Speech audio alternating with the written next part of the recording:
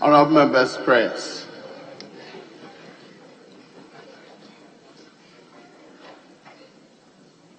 Almighty God, we humbly beseech Thee to look with favour upon this Parliament of the Republic of Ghana.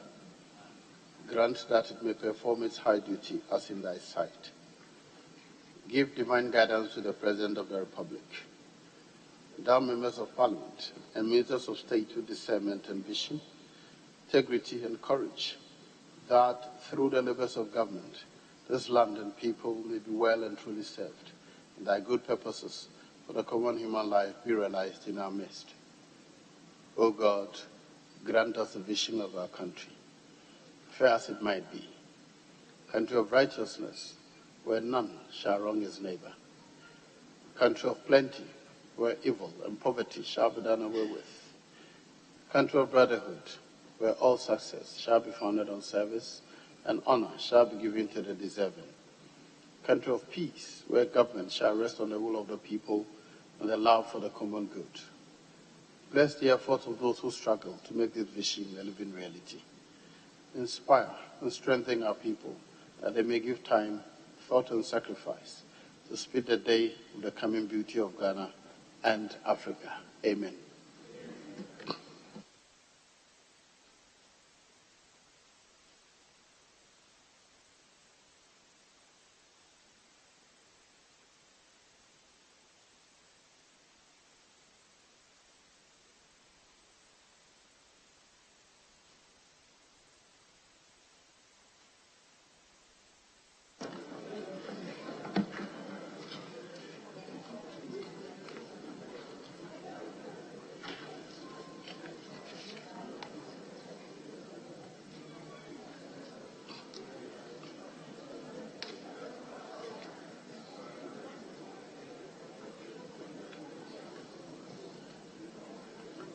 Honourable members, we proceed to item 4, correction of votes and proceedings and official report. Shall start with the votes and proceedings of Friday, 4th November 2022. Can I have some order in the House, please?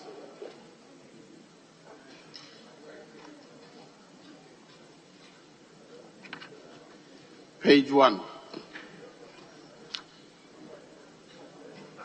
Page 2, page 3, page 4,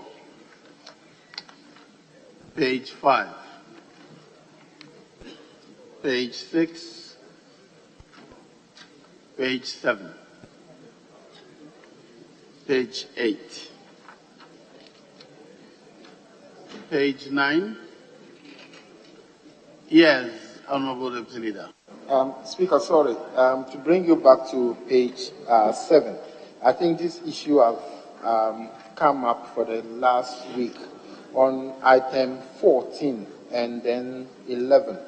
The Honourable Member of Parliament for Hohoi and then the Majority Chief Whip. They have seek permission and they were on official duties, but it keep appearing absent. I think Majority Leader raised this issue last week. So the table office will take note of that as it continue appearing absent. I know about the Honourable Chief Whip, but what is it about the Honourable Minister for Railways Development?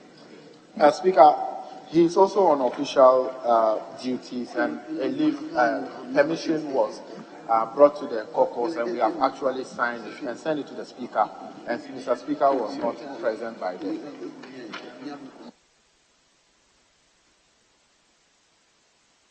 Very well. I'm advised by the table office that the requests are still at the Speaker's office. When it comes to the table office, they will effect the corrections. Page 8. Page 9. Yes, Honourable Leader. Mr. Speaker, I may not have the full facts. Dr. Emmanuel Mafo, item 43. You know, Mr. Speaker, at IPU, he was privileged to be made chairman of this COP27 Vulnerable Groups Chair. So I believe that he is in Egypt officially playing some role, but I won't know how information about his travel may have happened. But we gave him a role to play at COP27 on behalf of the IPU and Ghana as chair of a particular group. So if Table can take note and police his leave of absence and know what it is, I'm sure he would have done what is needful per our procedure. Thank you, Chair. Thank you very much. The table of us will take note.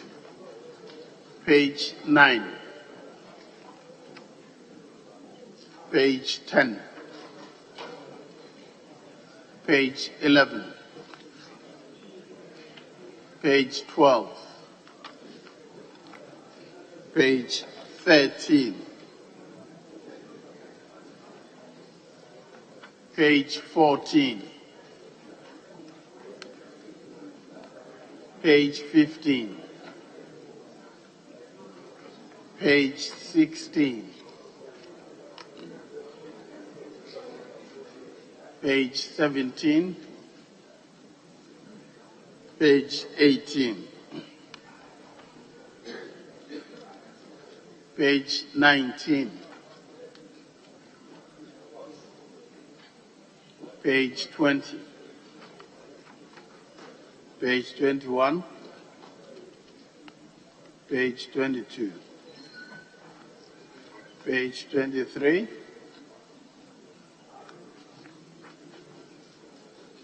Page 24. Page 25. Yes, Honorable Member for South Day.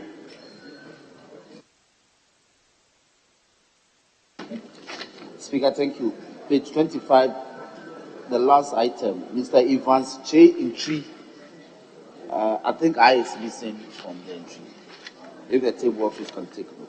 Che entry. Entry, yes. Very well. Evans Che entry. Thank you. Very well. The table office should take note. Any further correction? Page 26. Page 27. Page 28. Page 29. Page 30. Page 31. Page 32. Page 33. Page 34. Honorable Member for Utaf, are you on your feet?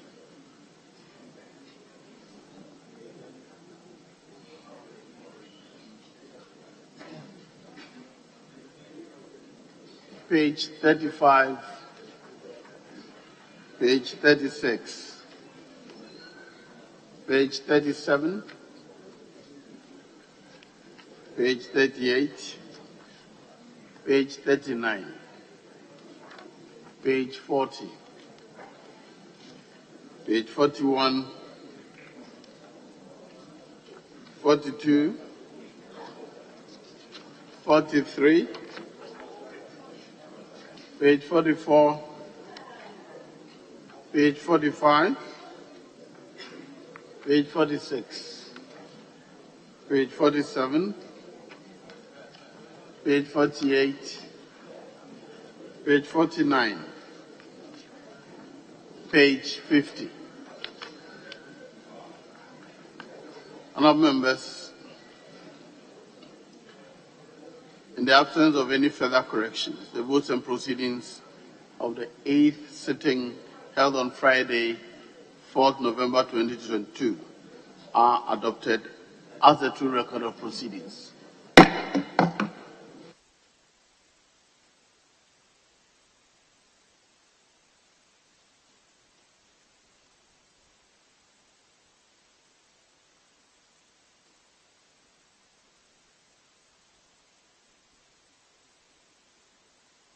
Honourable members,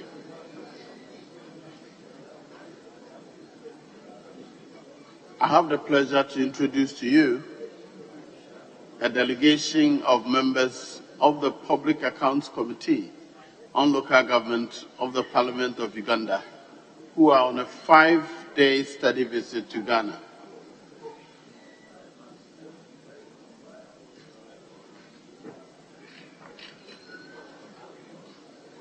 The delegation are here, among other things, to interact with their counterparts, gain in-depth knowledge on the workings of the Public Accounts and Local Government Committees, exchange ideas, and learn best practice as far as the operations of the respective committees are concerned.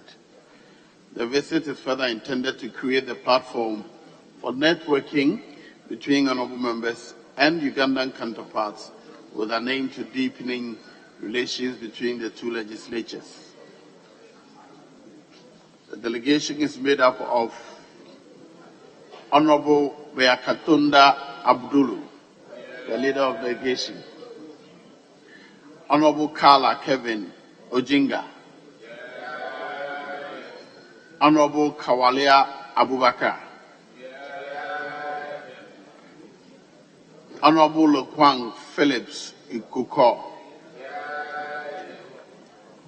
Honorable Paparu Lilian Ubiale, Honorable Remulike Ibanda, Miss Nanyonjo Sylvia, the research officer, Mr. Nwabene Josephat, auditor, Mr. Kunya Willis Salongo, auditor. Honorable members, on behalf of the House, I welcome the delegation to Parliament and I wish them fruitful deliberations. Thank you.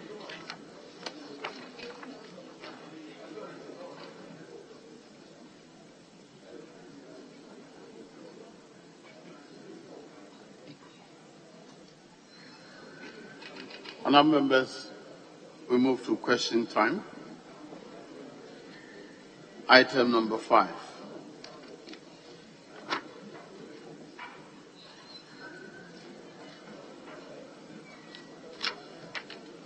The Honorable Minister for Youth and Sports is slated to answer a number of questions. If he is here, you may take your seat, Honorable.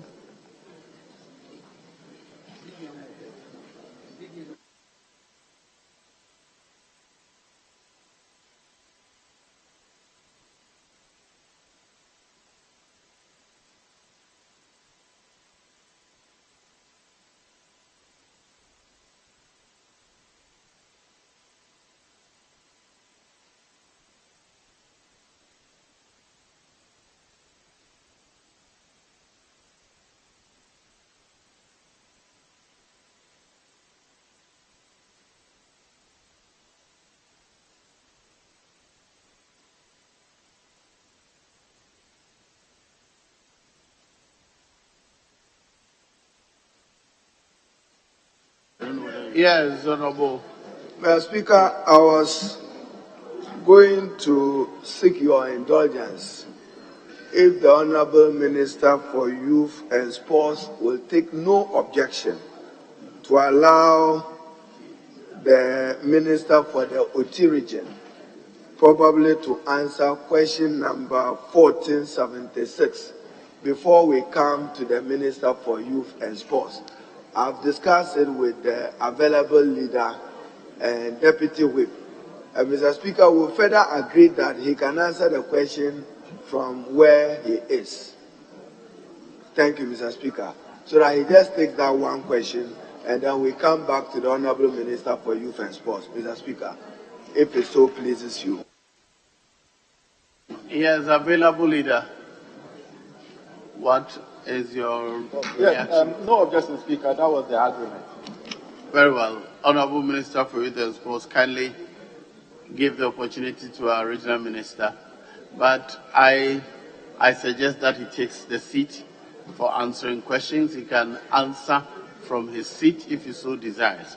But kindly move forward to the seat by the leader's seat.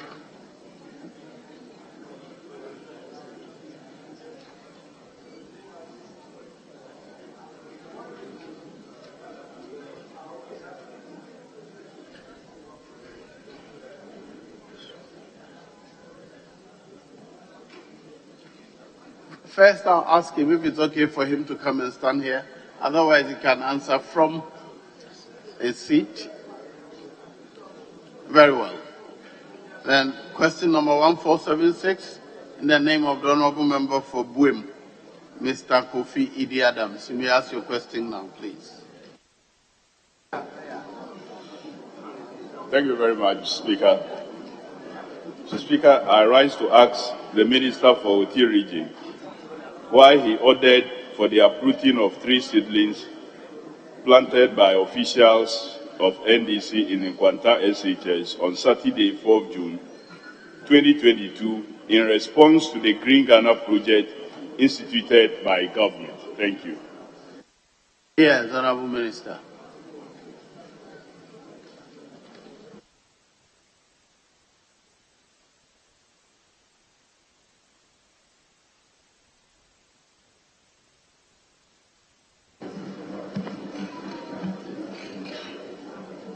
Mr. Speaker, as the Minister for the Oti region, I have never asked anybody to uproot any 3 seedlings planted by the NDC officials in Nkwanta SHS.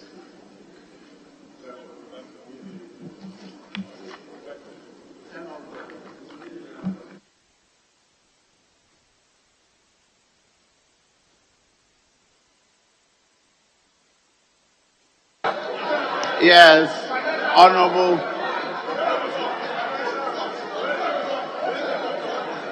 Honorable members, order. Yes, Honorable Minister, if you have any follow-up questions.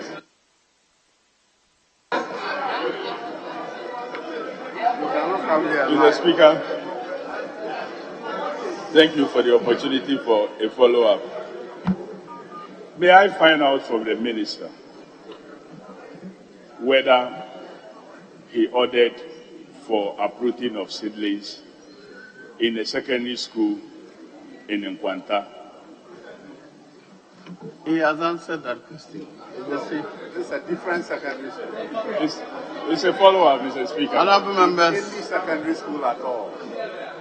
Honorable members, the question before the House, which the Honorable Member is permitted to do a follow-up to, as if he ordered the uprooting of trees planted by NDC officials in Nkwanta SHS on June 4th. All follow-up questions must be related to this one. Please. Thank you, Mr. Speaker. Mr. Speaker, I'm asking a follow-up whether the Minister is being truthful that he did not order for uprooting of 3 seedlings planted by the NDC in Nkwanta Secondary School. SHS is the same as secondary school. He has answered that.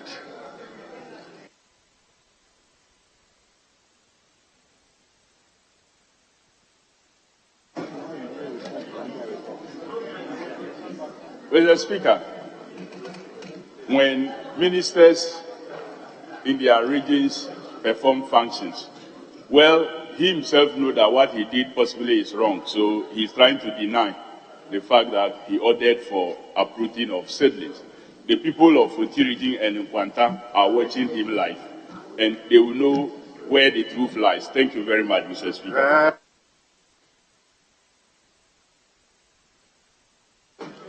Honorable Minister, thank you very much for attending upon the House to answer the question. You are discharged. You are discharged.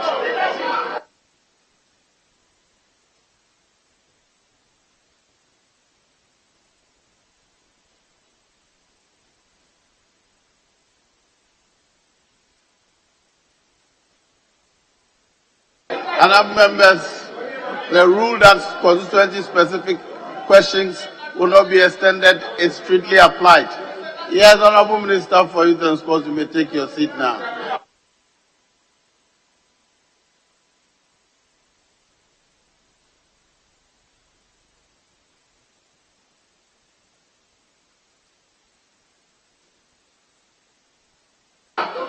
Question number 1286 by the Honorable Member for Southong, Mr. You may ask your question now, please. Thank you, Mr. Speaker. Mr. Speaker, I rise to ask the Minister for Youth and Sports how the ministry engaged the services of Ego tickets and whether the said entity has met the expectations of the ministry. Yes, Honorable Minister. Thank you so much, Mr. Speaker. Mr. Speaker, in line with Government of Ghana digitization agenda, the Ministry of Youth and Sports decided to pilot the digitization of the issuance of tickets for the match involving the Black Stars. In view of this, the Ministry undertook e-ticketing that was piloted at the first leg of the FIFA World Cup playoff between Ghana and Nigeria in Kumasi. Our objective was intended to test the effectiveness and efficiency of the e-ticketing of sports activities within the Ghanaian terrain. As in any other public sector institution, the ministry engaged stakeholders, including officials of the ongoing e-government project. It was identified that the e-government platform could be used as a trial based on the convenience of the ministry. Upon discussion with the e-government team, piloted the e-ticket with the help of the e-go ticket on the e-government platform. As the rollout of the e-ticketing was done and has been largely successful, the ministry is exploring all possibilities within the confines of the law to engage a suitable service provider to sustain the e-ticketing of sporting activities in Ghana.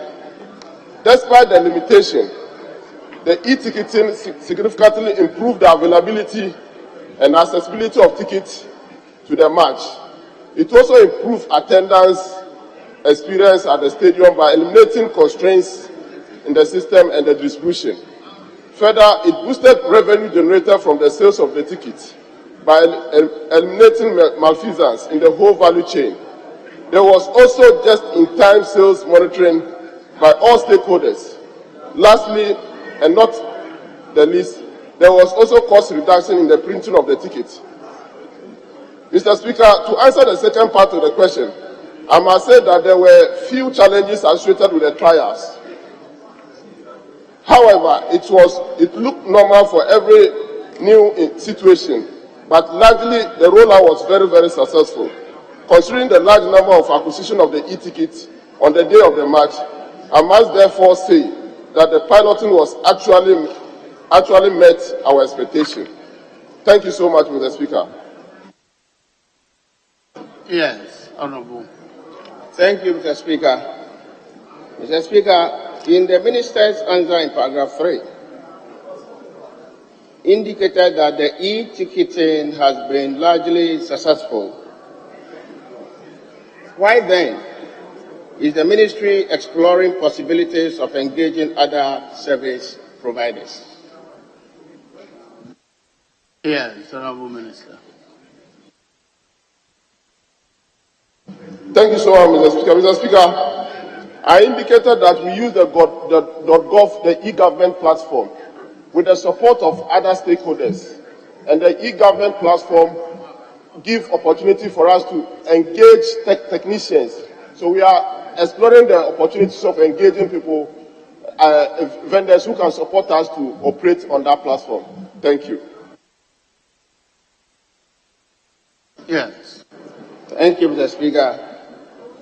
Mr. Speaker, does it mean that the ministry engaged the service of e-governance outside the law? Yes. Thank you so much, Mr. Speaker. Mr. Speaker, the e-government platform is a government platform supported by technicians and all government agencies on that platform. When you are going to go onto a digitalization drive, you engage all the stakeholders involved. When there is the need for you to engage a third party, you still can do so through the e-government platform. But that's what I'm saying. The piloting was done by not engaging any third party. but we used the e-government platform in executing the pilot, and it was largely successful, as you can attest to. Thank you. Yes. Thank you, Mr. Speaker. Mr. Speaker, the minister admitted that in, I think, 1, 2, 3, 4, the fourth paragraph, that he says that I'm a quote. I must say that there were few challenges associated with the trials of the entire system. So can the minister furnish this house with some of the challenges associated with the trial? Yes, Honorable Minister. Thank you so much, Mr. Speaker. Mr. Speaker, on the day, one of the challenges that were identified at the day of the match was the gadget that was used to supposed to scan the ticket. Most people came there with a manual card. They printed, instead of just bringing their phone to just scan and be able to be given access to go into the stadium, they still went ahead and printed cards. And people took advantage of that by printing fake cards to get access. And that was one of the challenges that we identified. The other challenge that we also identified is that the revenue that was coming, because of it was a new one, there was also the point of the system breakdown, of which we needed to build upon it. So those are the few challenges that we identified. But we were able to resolve the system immediately to ensure, because of the high volumes of spectators wanted to troop into Kumasi Sports Stadium to be able to watch their stars, there was a heavy load on the system, and the system broke down, but we were able to resolve it. Thank you. Very well.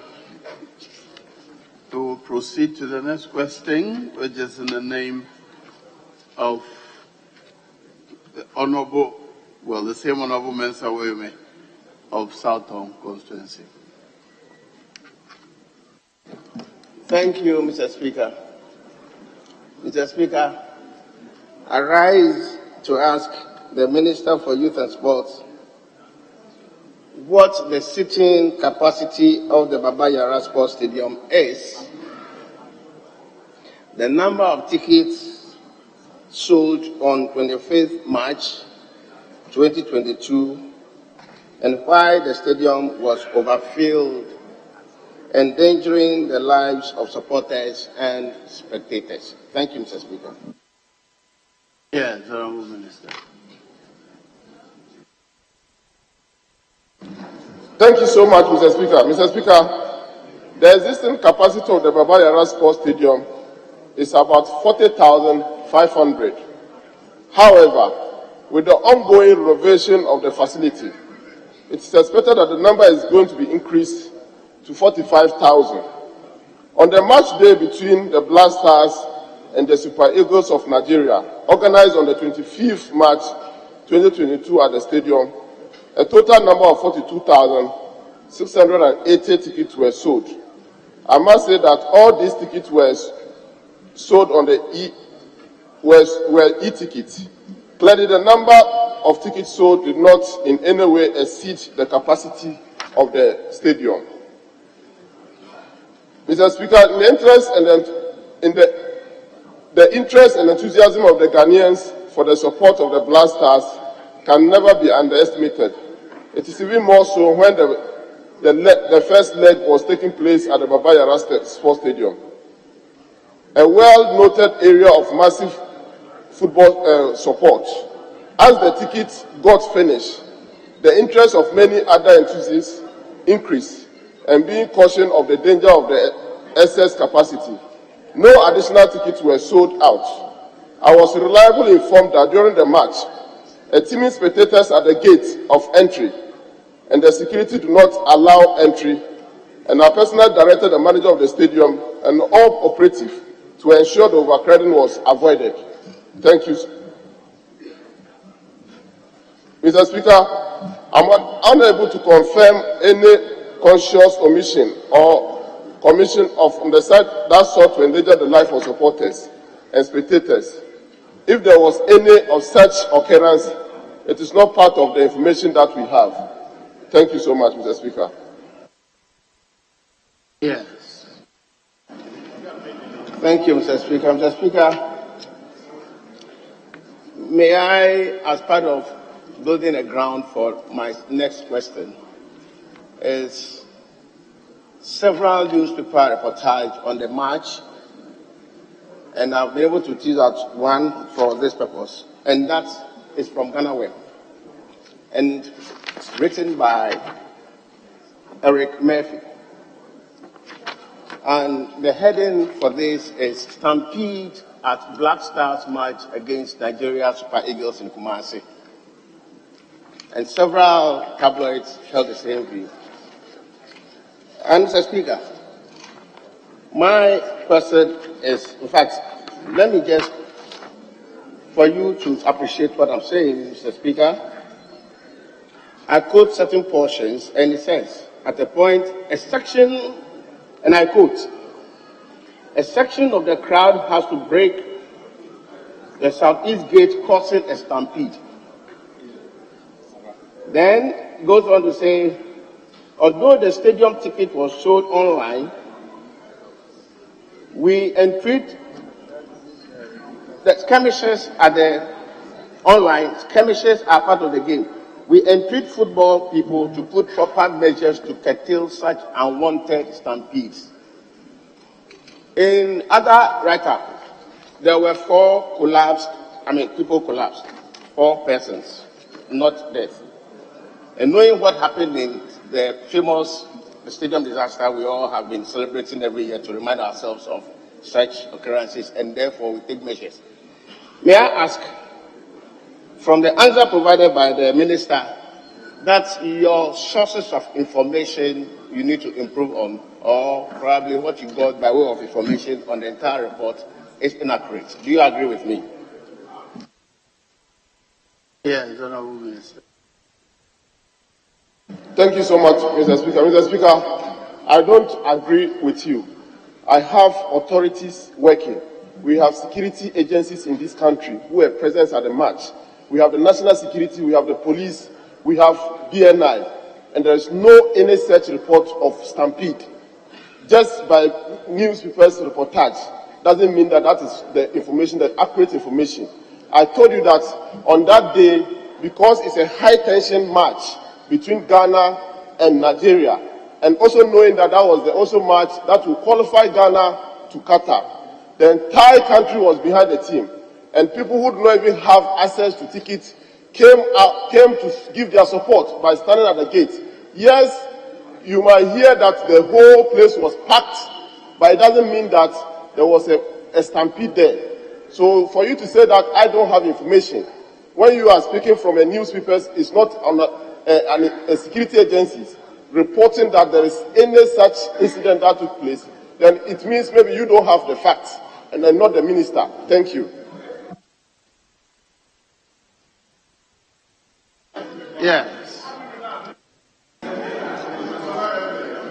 Mr. Speaker, I believe we are just doing our work, and tabloids like Joy News reported same, several others, Ghana Web reported same, and we usually rely on them when owners of the content have been so mentioned. That helps you to investigate. But then in your own answer to the House, you indicated that because of the high level attached to it, did you, and of course, you would want to maybe preempt if you included all the personalities and the professionals you have just indicated, that similar situation in terms of overcrowding at the entry point and several other things would have been thought about, and you would have maybe put a measure in place. Did you educate Ghanaians that you are selling e-tickets? Go on the portal ABCD and access tickets. Without it, don't show up at the gate as a way of providing information to the public. Did you do that? Yes, Honorable Minister. Thank you so much, Mr. Speaker. Mr. Speaker, yes, we did. And we did this, and it's a public knowledge and public information. Both the ministry and the Ghana Football Association did a 1-week campaign of the need for people, those who do not have tickets, not to attend up at the stadium. But like I said, this was a high-level match between Ghana and Nigeria.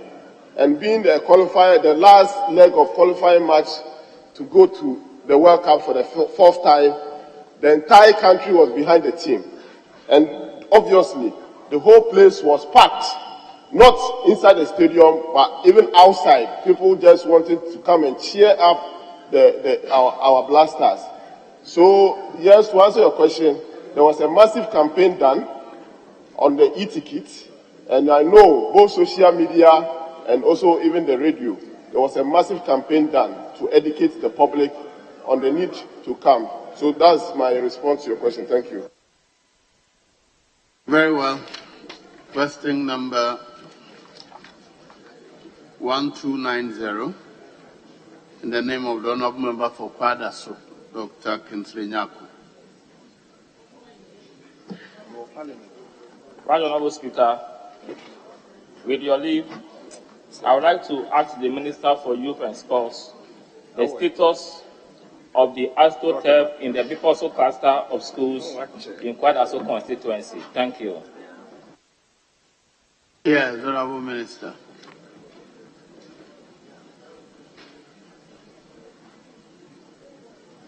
Thank you so much, Mr. Speaker. Mr. Speaker, the facility is not under the watch of the ministry, even though we have keen interest in it because it's consistent with our mandate. And indeed, the facility is being constructed by the Middle Belt Development Authority. I will therefore refer the Honourable Member of Parliament to the authorities of the Middle Belt to answer this question. Thank you. Honourable Speaker, I appreciate the response from the Honourable Minister, my very good friend, but I want to place on record, with all due respect, that on the 19th of January this year, I wrote an official letter to the authority CEO with no response. 14th April this year, at this same, with no response.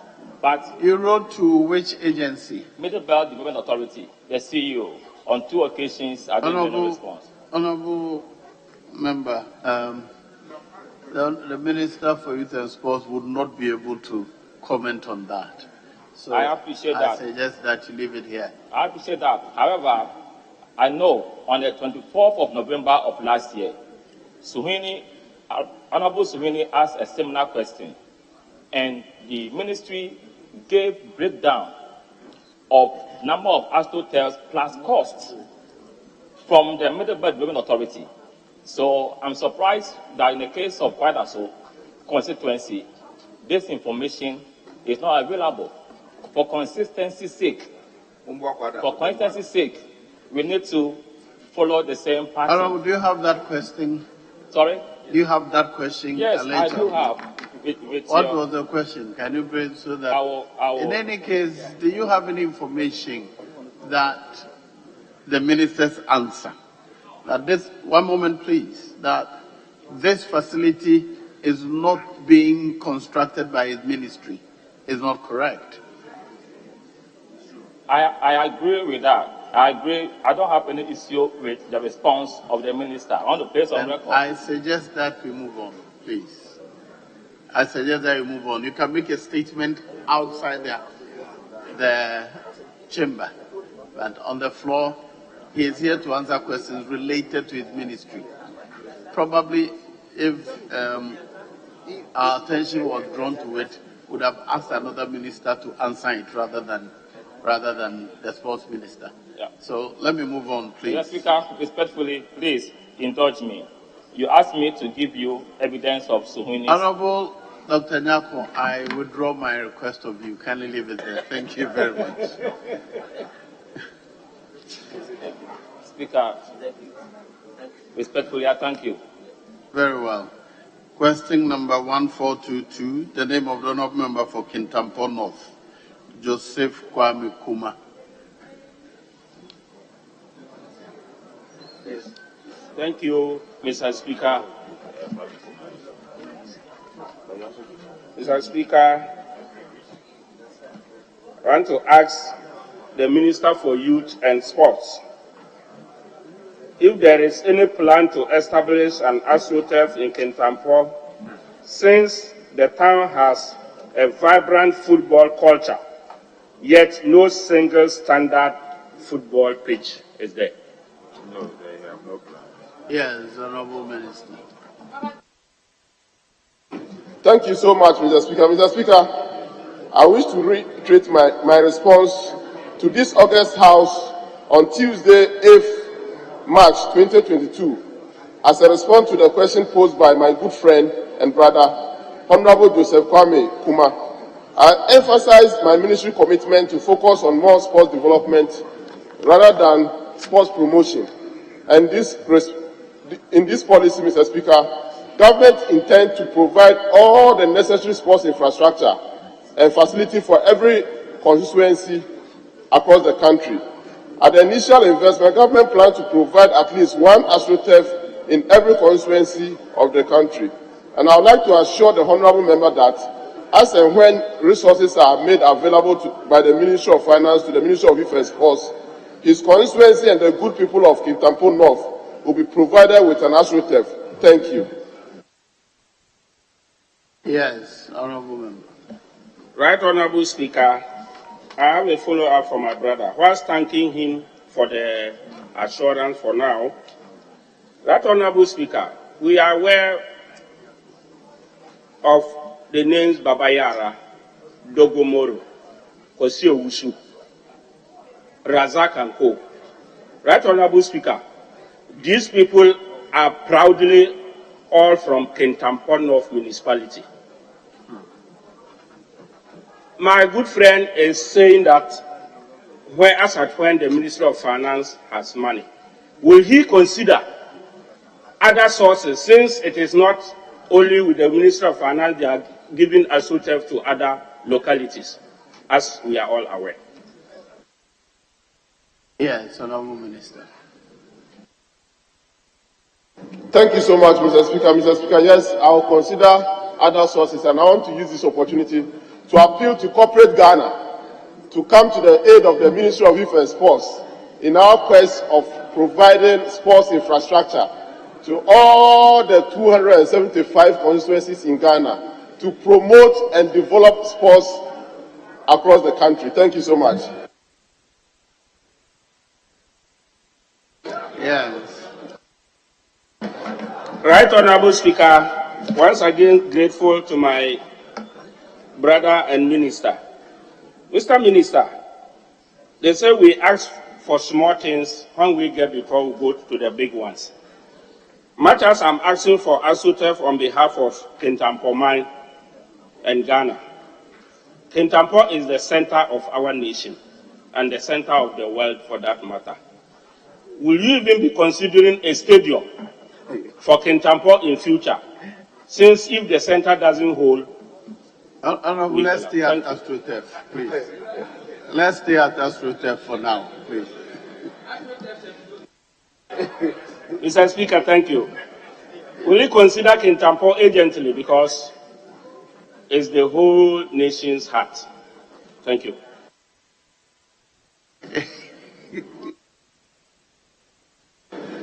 Thank you so much, Mr. Speaker. Mr. Speaker, I've said it here that Kintampo North is dear to me, and it is part of our plans to ensure that every constituency in Ghana is considered one AstroTurf. And Kintampo North is, once it's dear to this government, you will be considered once and when funds are available. Thank you. Mr. Speaker, thank you. I've just been alerted by one of my chiefs in Kintampo that the Dogo Moro is not the name, that is Ndogo Moro. Ndogo Moro. It means Bra Moro. Thank you for correcting the And I would like record. for us to know it. It's Ndogo Moro, not Dogo Moro. Thank you for your response. Thank you. In the response. Yeah, in the response. Very well. Thank you. I'll move on. The next question is in the name of non-honorable member for Anglo, Richard Kwame Sefe. Honorable Majority Leader, kindly hold on, sir. I'll come back to you. Yes, Honorable Leader. Mr. Speaker, in answering question number 1422, the Minister indicated that this question has been answered substantially in March 2022. I would just want to urge the table officers cross-check the questions when they are filed. So if a question is asked and the member comes back to ask about the same question, really it offends our rules. Otherwise, space will not be afforded to other members to ask relevant questions. One question being recycled and reprocessed certainly is not good.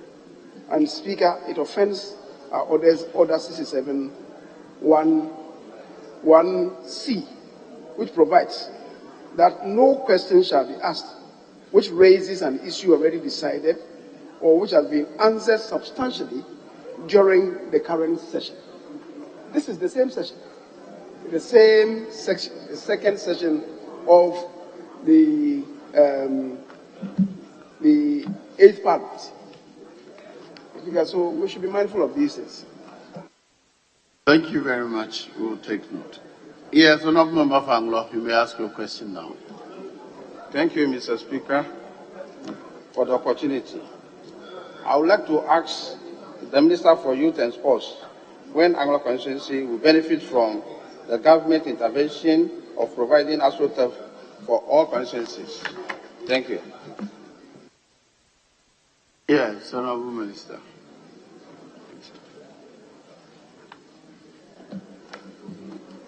Thank you so much, Mr. Speaker. Mr. Speaker, I would like to respond to the Honourable Member Richard Kwame Sefa that the good people of Anglo constituency will surely benefit from government intervention of providing AstroTurf for all constituencies as soon as resources are available. Permit me to add that the provision of sports infrastructure, including that of football, is highly crucial for sports development in the country. It is even a vehicle of maintaining security on unearthing talent of the potential of the youth, creating jobs and employment through the holistic value chain associated with sports industry. It is therefore my utmost desire to see the good people of Anglo benefit from this laudable government initiative. Thank you so much, Mr. Speaker. Yes, Honorable Member. Thank you, Mr. Speaker, for the opportunity once again. May I know from the Speaker how soon is a soon? Thank you. Yes, Honorable Minister. Mr. Speaker, how soon is the soon? Mr. Speaker, it's when funds and resources are made available to the Ministry of Youth and Sports. We will definitely consider Anglo. Anglo is part of the 275 constituency of the Republic. And like I said, the government initiative is to ensure that every constituency is given its due share, at least one AstroTurf. But we all also know that there are budgetary constraints. Resources are not unlimited. So as and when we get available resources, Anglo will be considered. Thank you. Thank you, Mr. Speaker. I would like to ask the Minister the sources available that he could explore for the people of Anglo to have this as here.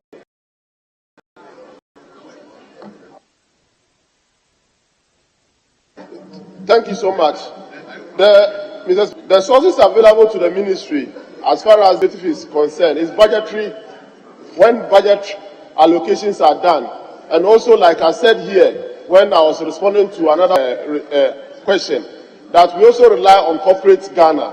And I made an appeal to corporate Ghana to support the sports ministry in our quest of making sure that we get an AstroTurf for each constituency to promote our sports development across the country.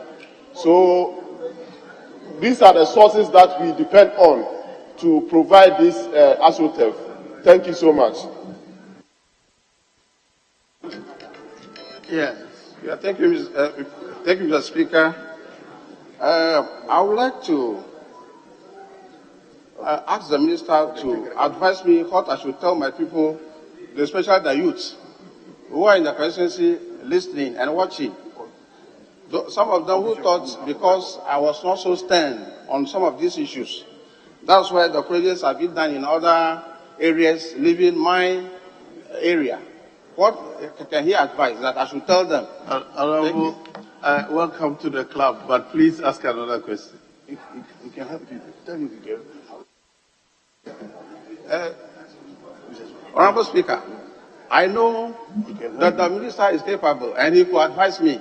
As he is advising, my people will be listening. Very well, he will talk to you privately, but for our purposes, the question should relate to what is admitted on the floor already. Right. So you may see him in private to advise you. Thank you. This is constituency specific Anglo, and how can you jump from two cells behind you to come to leadership? I think that should be the end of it. But I have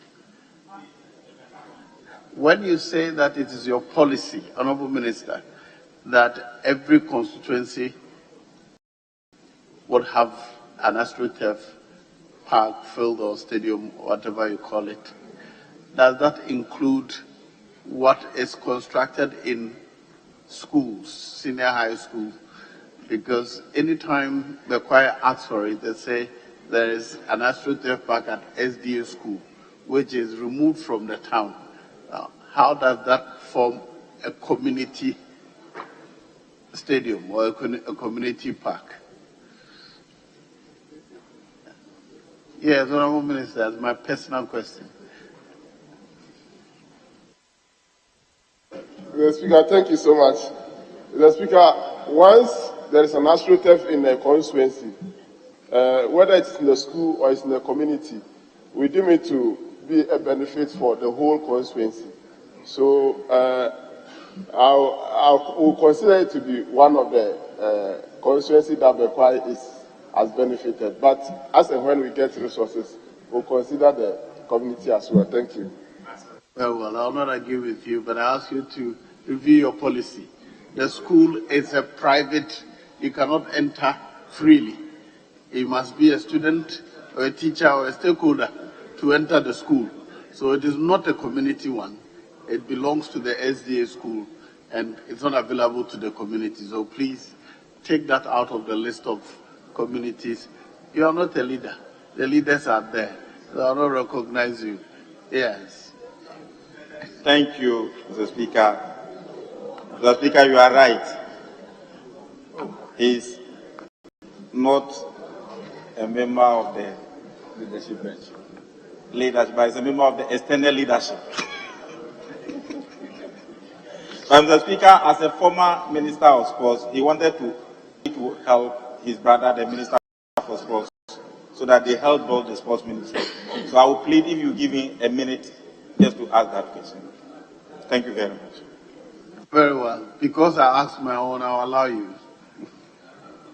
Thank you very much, Mr. Speaker. Mr. Speaker, I'm following up from what you just said. We've had a crisis here in Accra where Accra Academy, for example, that facility was put there through Asamoah.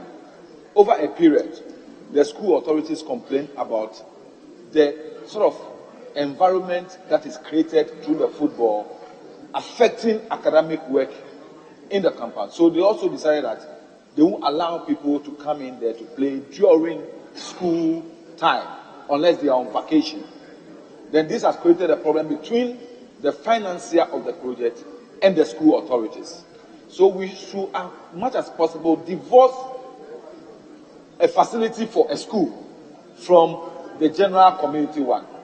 Mr. Speaker, secondly, if you are talking about putting up a facility for sports development, then it must be intended for sports development. What I'm seeing is facilities being put in place as recreational facilities. They are more recreational than football development. And we should also differentiate between football development and sports development.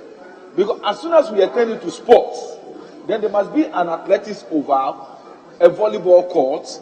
It's an advice I'm giving so that the technical people at the ministry who are liaising with people who are constructing these facilities will understand that if they are putting up a sports facility, I'm not asking them. Speaker, I'm contributing, as my leader said. It's a contribution. This is not a question. But I'm interested, and after when you finish, I'll ask you yes, to tell me what happened to the one district, one stadium that you promised in 2009. Muntaka was the minister who answered that question before the appointments committee. Yes, continue with yours. Yeah, Mr. Speaker, I thank you. What I'm saying is that the technical people at the ministry, when they are dealing with the people who are constructing these facilities, should insist that, because, Mr. Speaker, if you spend money to construct a field that only 9 a side could play on, just adding a little 5 centimeters could make it possible for us to have a full-fledged facility which will host 11 aside. That one will help us develop the football better than what, because 9 aside becomes recreational. It's not a matter of, we are talking about development, helping the people to develop the game faster. Secondly, I'm saying that if it is sports development, then we must, as much as possible, try to add other disciplines to the football. Thank you. There's another outstanding question, but it's an interesting discussion that we must have. My view is that football people are rather encroaching on all public facilities. For me, every community has a park. It is used for football. It is used for all outdoor events. And that is what the ministry is providing. But because football people think that it is for them, they are encroaching it, and if I want to have my funeral or my wedding party, they don't want to allow me. But thank you, Honorable Minister. Yes, Leader. Mr. Speaker, I believe, as the Honorable Member has spoken to, we need to have a clear policy underpinning the development of these astroturfs. First, it is not possible to have the turf utilized as for athletic purposes. It is not possible. They are not meant for that. Second, Mr. Speaker, many of these pitches for the communities serve as recreational grounds, hosting funerals, birthdays, weddings, and so on. However, because of the sub-base, once you put these chairs on them, over time, they will not permit the utilization of the pitch any longer for football play. So we should understand. As for the other matter that my colleague raised about the smallness of the pitches, really, in developing football now, at the younger levels of the gameplay, and look at what is happening in Europe.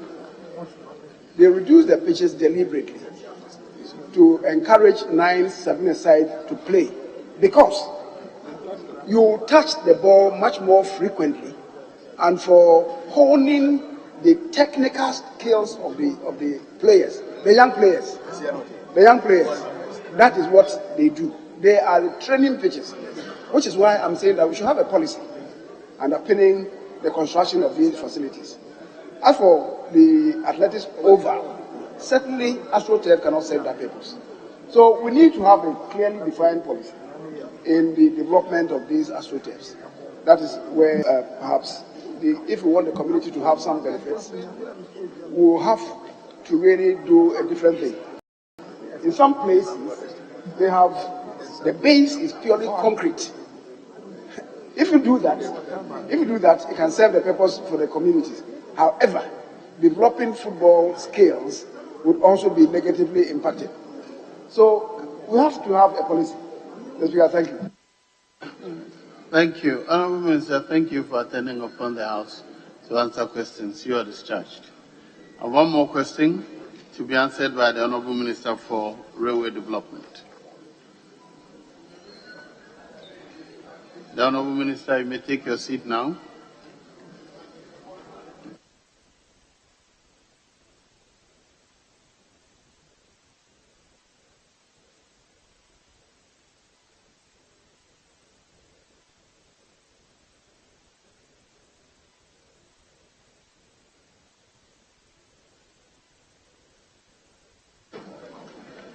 The question number 885 to be asked by the Honourable Member for Nalerigu Gambaga, Saidu Isifu.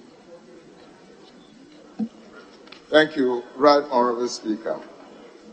Right Honourable Speaker, I rise to ask the Minister for Railways Development the state of the Accra SkyTrain project after the signing of a memorandum of understanding between the Government of Ghana and the Africa Investment SkyTrain Construction of South Africa. Thank you. Yes, Honourable Minister.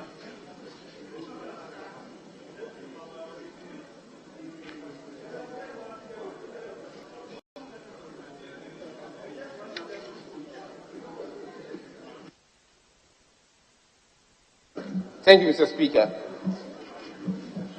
Mr. Speaker, the proposed Accra train system is an integrated, elevated rail urban transit system which aims at providing an efficient, very cost-effective, reliable, safe, very accessible, and affordable mode of transportation for people across the world. It's commonly been demonstrated in many parts of the world, including Bangkok, Dubai, Brazil, and many other countries across the globe. Mr. Speaker, a world-class consortium led by iCapital, Africa Investor, came together to jointly develop and implement the Accra SkyTrain system. The consortium, Mr. Speaker, approached the Ghana Infrastructure Investment Fund to team up to play the role of an anchor Ghanaian investor and a local development partner in the project. Mr. Speaker, upon obtaining board approval, GIF took up an offer to acquire a proportion of 10% equity in the project development company. Mr. Speaker, GIF's role specifically in the management of the project, apart from being an investor, included assisting the Ministry of Railway Development to coordinate and review the entire process to ensure that the project interests are best always served. For example, areas like local shareholding, active participations at all levels, including employment, management, and maximum local manufacturing components are to be ensured. Mr. Speaker, with regard to the implementation of the project, Africa Investor, on behalf of the consortium, signed a memorandum of understanding with the Ministry on 22nd February 2018 to enable Africa Investor to undertake a pre-feasibility studies on the project. Mr. Speaker, the pre-feasibility studies were undertaken and the results were very positive. On the 8th of November 2018, the parties then entered into a memorandum of an agreement in South Africa, the signing of which was witnessed by His Excellency, the President of the Republic of Ghana, and also represented by South Africa High Commission and other representatives of the South African government. Mr. Speaker, the cost of the whole project at that time was projected at about 1.9 billion US dollars. After the initial pre-feasibility studies were undertaken by the Africa investor.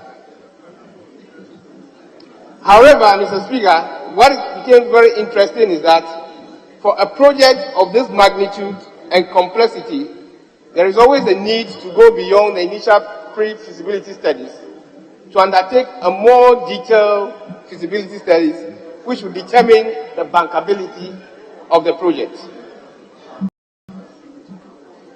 Mr. Speaker, Africa investor later informed the ministry, in the light of the COVID-19 pandemic and the travel restrictions that prevailed at the time, their technical team could not have the opportunity and therefore being unable to travel to Ghana to undertake the said feasibility studies.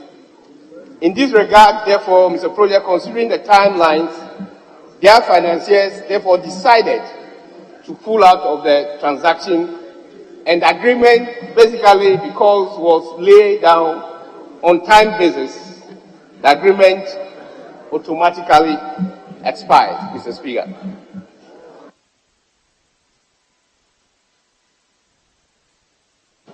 Yes.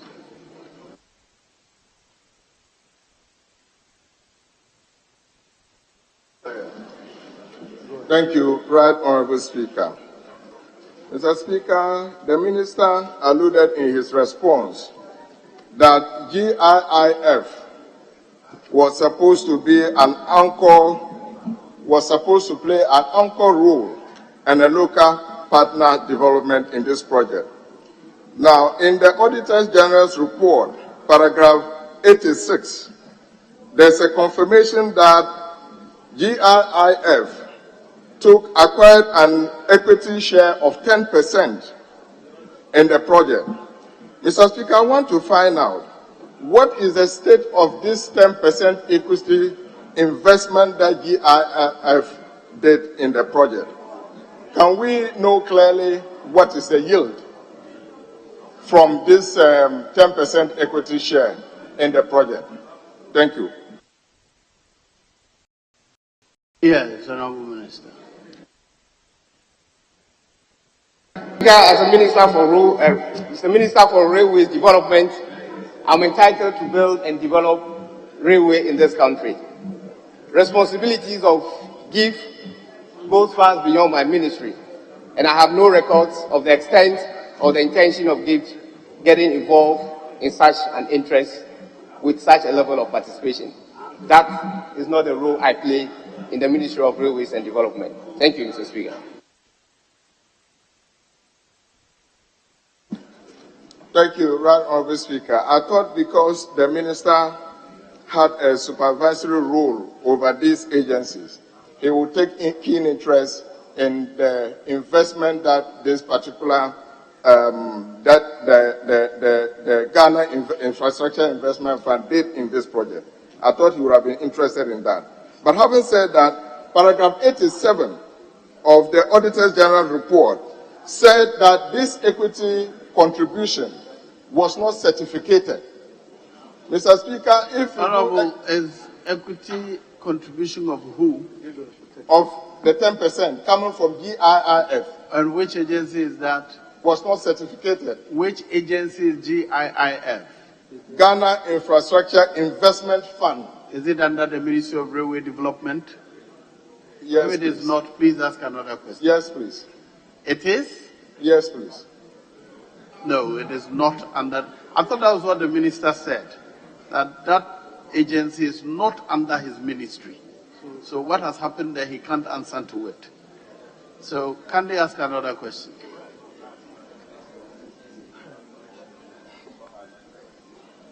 Mr. Speaker, I thought as a House we'll be interested in what this money was used for and Yes, what benefit but we are the getting. appropriate minister responsible will be the one to answer the question. If you, who is a member of the House, to answer that question, you can't. Neither can we ask a minister who is not responsible to answer a question for that. Thank you. Right Honourable Speaker, my third question. The minister was captured to have intimated on City TV News, a face-to-face program on the 23rd of November 2021, that he doesn't see a SkyTrain being done in the next 3 to 4 years. May I find out whether this position is a government position or it is an opinion by the minister? Thank you. Yes, Honourable Minister. Thank you, Mr. Speaker. That position stated some months ago was my position as a Minister for Railway Development. Thank you, Mr. Speaker.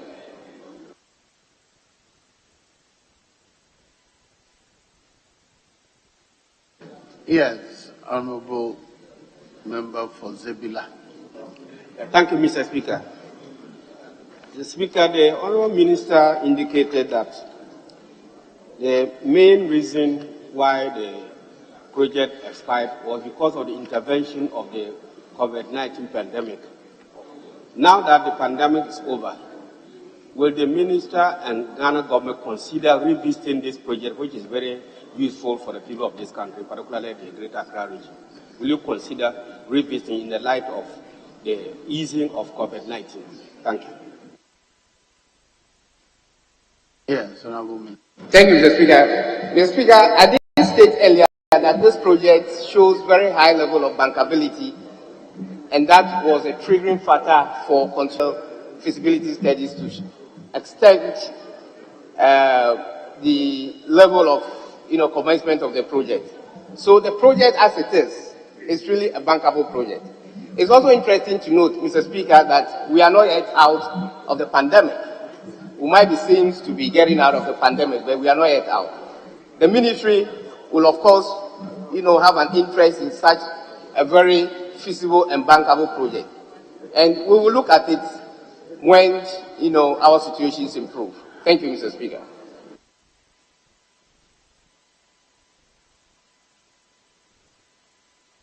Yes. Thank you, Right Honourable Speaker. A follow-up to the question. Mr. Minister, the first case of COVID in South Africa was on the 5th of March 2018. The first case of COVID in Ghana was on the 12th of March 2018. The feasibility study was supposed to last for 9 months, ending July 2019. How can COVID be the excuse for the failure of this project? Thank you. Yes. Thank you, Mr. Speaker. If I did understand the question very well, the COVID pandemic, as I stated earlier, it's an ongoing phenomenal situation that we have all witnessed. Commencing a project, as I stated in my write-up, has timelines along the project. And it is during those periods that this pandemic struck in. The pandemic might have not come in at the 2018 as we're talking about, but the project continuation. The project without the pandemic was supposed to be coming into place by now. But I'm saying that because of the coming into effect of the pandemic, other technical details and aspects of the project as spelled out in the project schedule could not come into an existence. And that is why the financiers pulled out of the project, and the project therefore expired, Mr. Speaker. Thank you. Yes. Thank you, Right Honourable Speaker. Mr. Speaker, I would like to know, since the SkyTrain project has now been determined to be a failure, what other arrangements does the ministry have to provide such a lofty infrastructure for this country. Yes. Thank you, Mr. Speaker. Mr. Speaker, it's undeniable fact that transportation goes a long way to trigger the economic benefit of this country. And in this current era of high prices in fuel, it's prudent on any government to use a cheaper means of transportation. The rail transport, Mr. Speaker, has been dedicated as one of the most reliable, safe, and cheaper means of transportation. In my ministry, we have begun an aggressive process to see how we can improve on rail transportation, especially within the urban centers. The Accra-Tema rail section that we are all aware has currently undergone a feasibility studies to upgrade it up from its current level of a narrow gauge to a standard gauge. Mr. Speaker, we are making moves to increase the transportation from Accra, Tema, and Sawam, even as far as Nyinahini in Kumasi in Ashanti region. So the ministry has a master plan which I have already briefed this house before. So there's a complete and studies being done by the ministry. Works are going on currently. The Inteman-Pakadam project, which was started some years back, has been completed, Mr. Speaker, and by first quarter of next year, the ministry has put in plans to procure 2 DMUs, diesel multiple units, to put on the line from Tema to Mpakadam to continue to transport people along that line. We have worked on the Accra section of the line also. Currently, you will witness that a lot of transportation is going on between Accra and Tema. We are making plans to order some locomotives on the sections that we are constructing from Takrady down to Nyinahini on that section. So the ministry has a very detailed and aggressive plans to improve the transportation system. Thank you, Mr. Speaker. Honourable members, it's enough. Thank you for attending upon the House to. Yes, leadership. All right. Yes. Mr. Speaker, the minister at the very outset indicated that the project is a project, and that giving the advantages that it offers in public transportation is intended to revive the project. If I heard the minister has not indicated that this project is a failure. Minister, is that the case? No, it's a bankable project.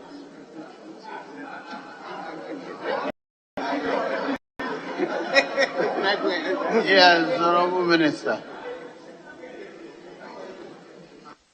Thank you, Mr. Speaker. Mr. Speaker, I did state it earlier that the project is a bankable project. The feasibility studies that have been done shows a positive outcome with very positive cash flow. So it is not a project that has failed, or it's not a failure project. It is a very bankable project with positive outcomes. Thank you, Mr. Speaker. Yes.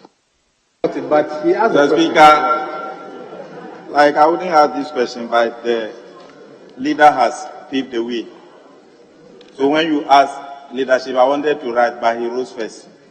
So like I wouldn't speak after him. But thank you for giving me the opportunity. Honorable Minister, when you were asked of the timeline, the position, your position or government position, you said the timelines and the position you gave earlier were your position. As a minister, what is the government position?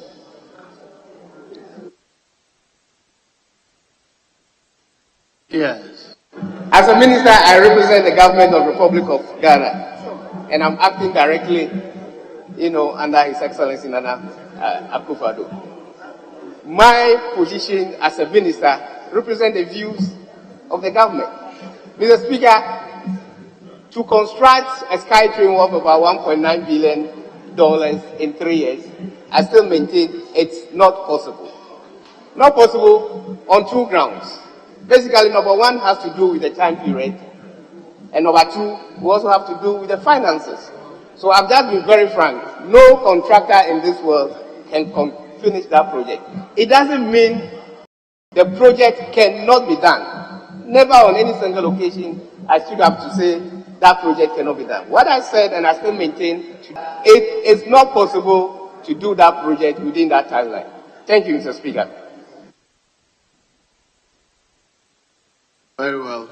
Thank you for attending upon the House to answer questions. You're discharged. Honourable members, that brings us to the end of question time for today.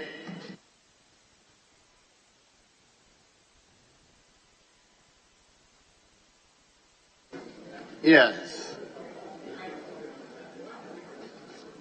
We have one statement. A statement on the spillage of excess water from the Wager Dam, proposed measures to contain the spillage. It's to be read by the Honourable Member for Wager. Yes, Honourable Member. Yes, Leader. Mr. Speaker, with the greatest respect, maybe you have to discharge the minister first. I have. You I was have. talking to you, so I was not paying attention. All right. I have discharged you. Okay.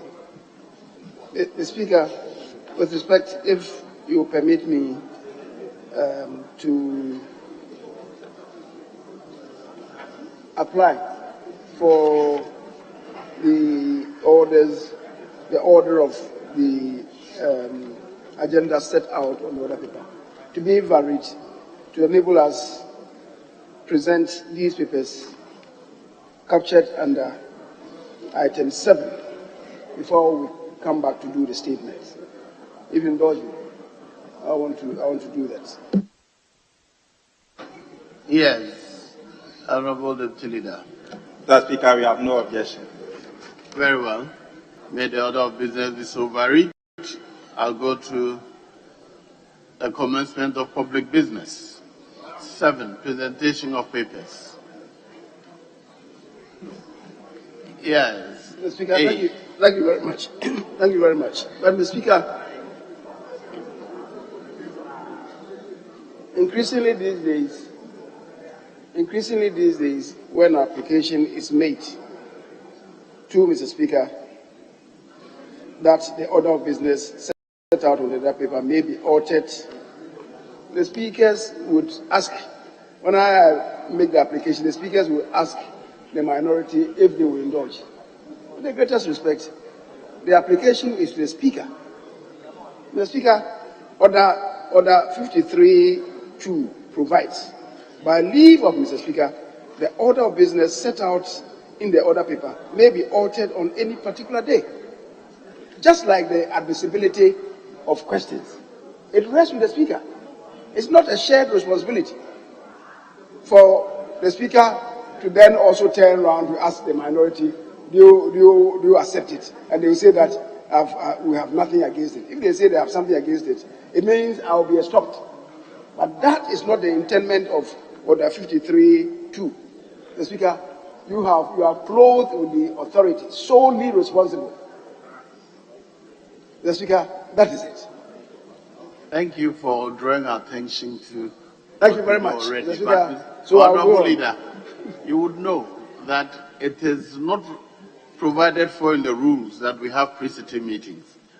It is not provided for in the rules that we have pre-sitting meetings. But we do because we want to assure smoothness of business. And once we agree on something at the pre-sitting meeting, it only if my other parents do not have any objection. It does not take away my responsibility or my rule. It is just to ensure that business of the House is run smoothly. But thank you for drawing my attention to Order 53(2). Now you may move. Thank you very much, Mr. Speaker.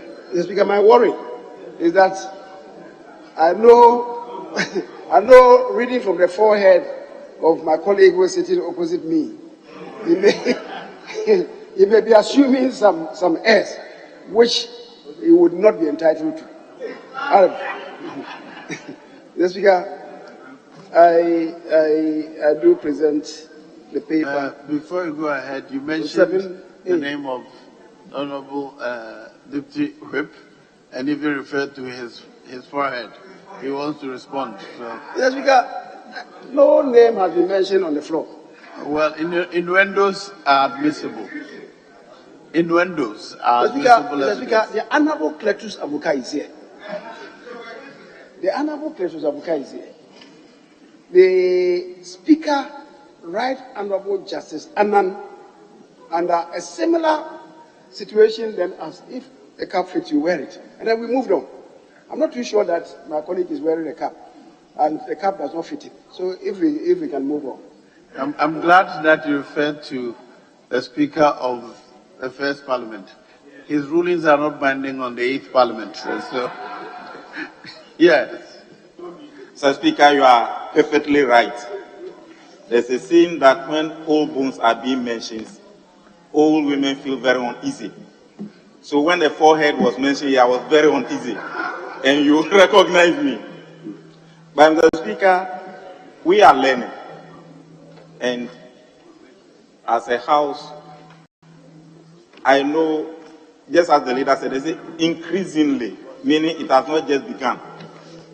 When I entered here 14 years ago, when applications are made, the other side of the bench is always called upon to show consent. The speakers have been doing this to carry the whole house along. Yes, leader, you may be right. You quoted the standing orders. But just as the Speaker said, beyond the standing orders, we have practices and conventions which we have added to the standing orders and the Constitution to govern this House. So, Mr. Speaker, Honorable Leader, I thought you were going to talk about your forehead, but as for going over what I've ruled upon already. Yeah, Mr. Speaker, you are right. Just as I said, we are all in the learning process. Yes, so when you said it, we just want members to know that beyond the Constitution and the standing orders, we have parliamentary practices and conventions, and that is why you call us to show our consent. So thank you very much.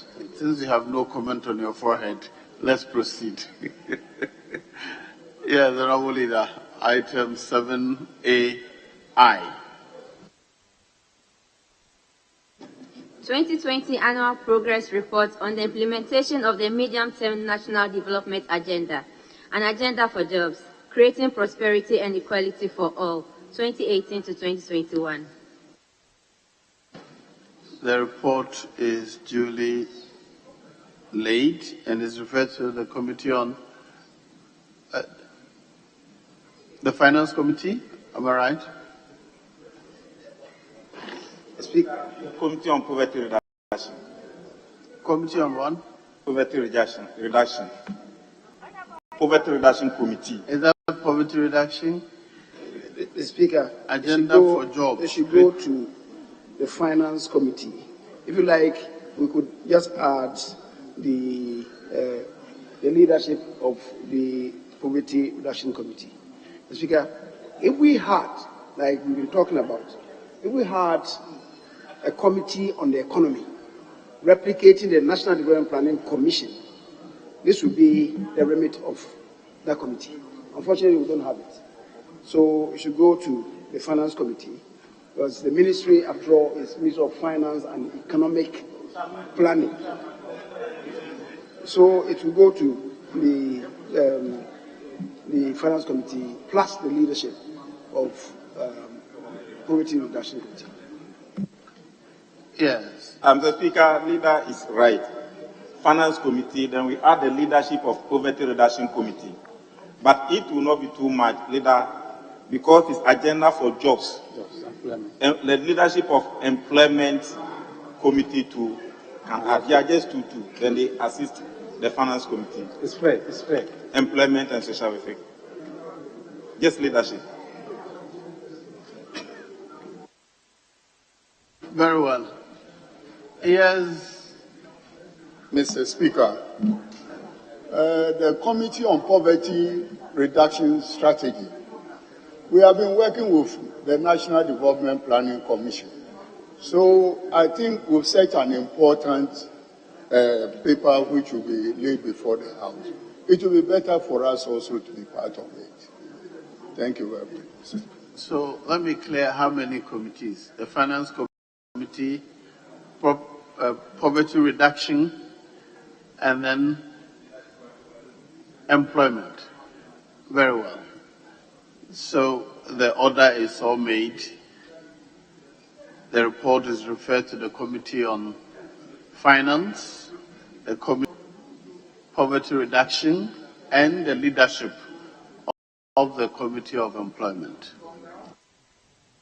Item 7AII. Annual report and financial statements of the Bank of Ghana for the year 2021. The report is duly laid. It is referred to the Committee on Finance to consider and report.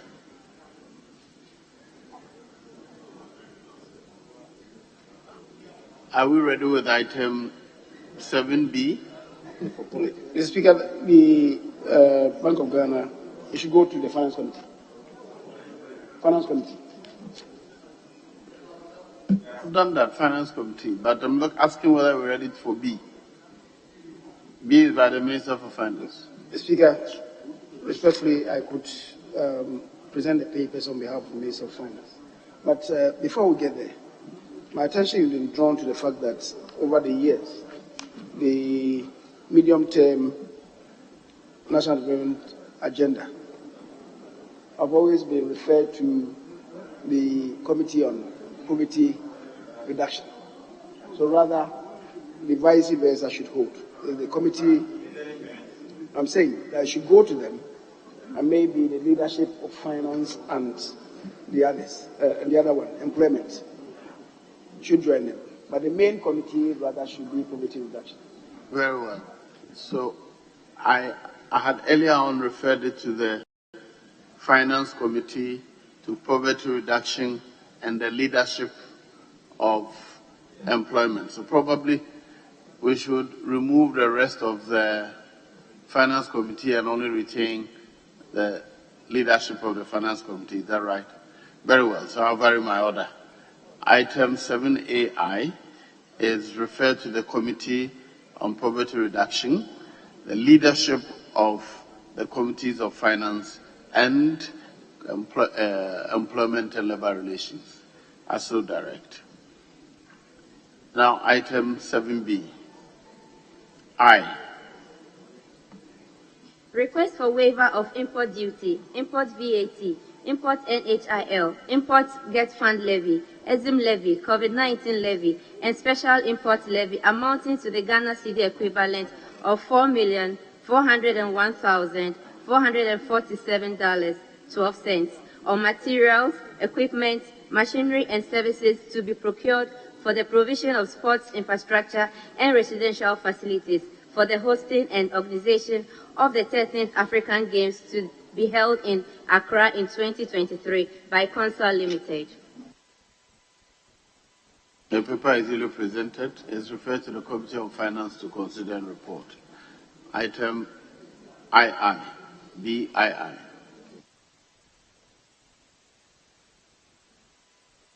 Request for waiver of import VAT, import NHIL, import Get Fund levy, EXIM levy, COVID-19 levy, and special import levy amounting to the Ghana cedi equivalent of $2,341,056.14 on materials, equipment, machinery, and services to be procured for the provision of sports infrastructure and residential facilities for the hosting organization of the 13th African Games to be held in Accra in 2023 by Mawums Limited.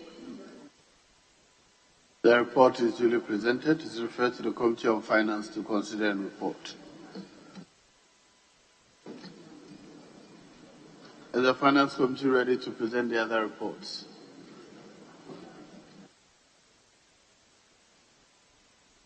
Mr. Speaker, I'm not too sure. I'm not too sure of it. The other day, I was informed that they are not concluded the discussions. So I think we can stand those ones down in respect of 7C.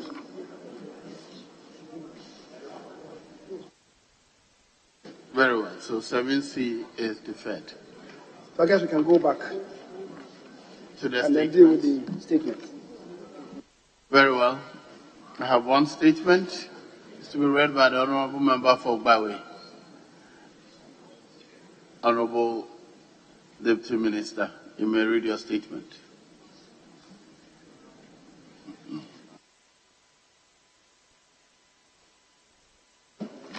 Thank you, Mr. Speaker, for the opportunity to make a statement on the annual and recent spillage on excess water from the Ouija Dam. Mr. Speaker, the mere mention of spillage of the dam these days sends shivers down the spine of the residents in and its immediate environment for so many reasons due to the way the spillage is handled. Mr. Speaker, the spillage is an exercise that releases excess water that threatens the sustainability of the dam.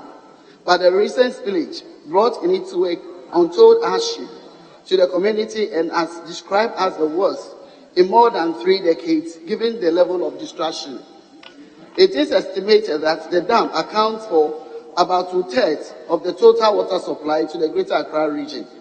This means any miscalculations regarding its sustainability will not be acceptable, hence the annual spillage to ensure a prolonged lifespan of the dam. Mr. Speaker, after a close and careful observation, the need has risen for the authorities to conduct a technical assessment of the situation to find a permanent solution to minimize the impact of the annual ritual of spillage, flooding, and its resultant destruction of the social order. This year's spillage, Mr. Speaker, and the resultant destruction could be blamed on 2 major factors. First, the Dinsu River is heavily silted through the main channel down to the estuary. There is a need, therefore, to dredge the river and its channel to free its flow from the blockage of sand down to the estuary. Previous villages did not end in the near catastrophe as witnessed because the channel and the estuary were not much choked. Secondly, Mr. Speaker, previously only 2 or 3 gates were opened, but this time round 5 gates were opened as a go, resulting in the level of flooding that was witnessed. Though there has been occupation and development of the adjoining lands, spillage of the dam has not been that threatening. The least spillage nowadays sees an extensive flooding of the large areas of the land. This is due to the shallowness of the channel, resulting in the force of the land spreading into various homes. Mr. Speaker, following recommendations, I hope may help minimize the impact of the spillage on residents or solve the problem. The Densu River is so silted, and this requires dredging. The water company should liaise with the municipal assembly anytime there is a need for spillage so that the estuary is distillated to make it easy for the water to flow to the sea. The technical department will also monitor the volume of water inflow and spill gradually in a way that will not entail much havoc. Second, the second recommendation is to consider the construction of a reservoir to hold the huge volume of spillage that could be treated during the harmattan season. Further, Mr. Speaker, commercial water tank operators could be made to patronize or draw the reserve water for onward distribution to interested institutions and real estate developers to generate income for water company. These are short-term measures that the Ghana company could be looking at in this way. Mr. Speaker, these recommendations aside, I also wish to suggest that the Ministry of Water and Sanitation and its stakeholders should endeavor to find a permanent solution to put to rest the end of the life-threatening spillage and also having to play the blame game. Thank you, Mr. Speaker, for the opportunity given.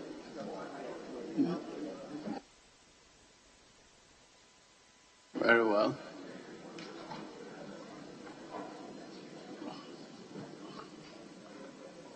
Yes, Honorable Member for South Day.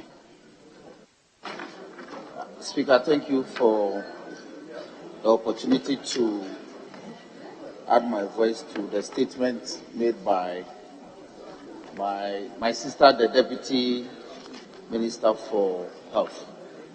Mr. Speaker, spillage in any form has consequences. Consequences for farmlands, consequences for residential, and consequences for infrastructure development. Mr. Speaker, as we speak, the spillage from the Bagri Dam in Burkina, relatedly, has had an adverse impact on the volume of lake in the Volta Dam. So much so that for the first time, Mr. Speaker, in 11 years, the VRA has programmed spillage of the excess water in the dam, of the Akosombo Dam, and of the Pon Dam. That spillage, Mr. Speaker, will again have effect on the communities downstream of these two dams.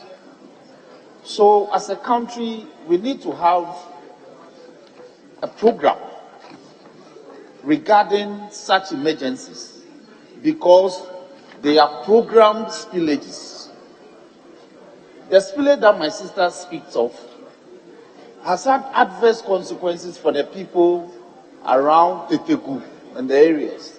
Mr. Speaker, 2 weeks ago, if you saw the pictures, if you saw the video coverage, residential homes that for like 20 years haven't experienced any form of flood suddenly are roof deep in the excess water that was released from the dam.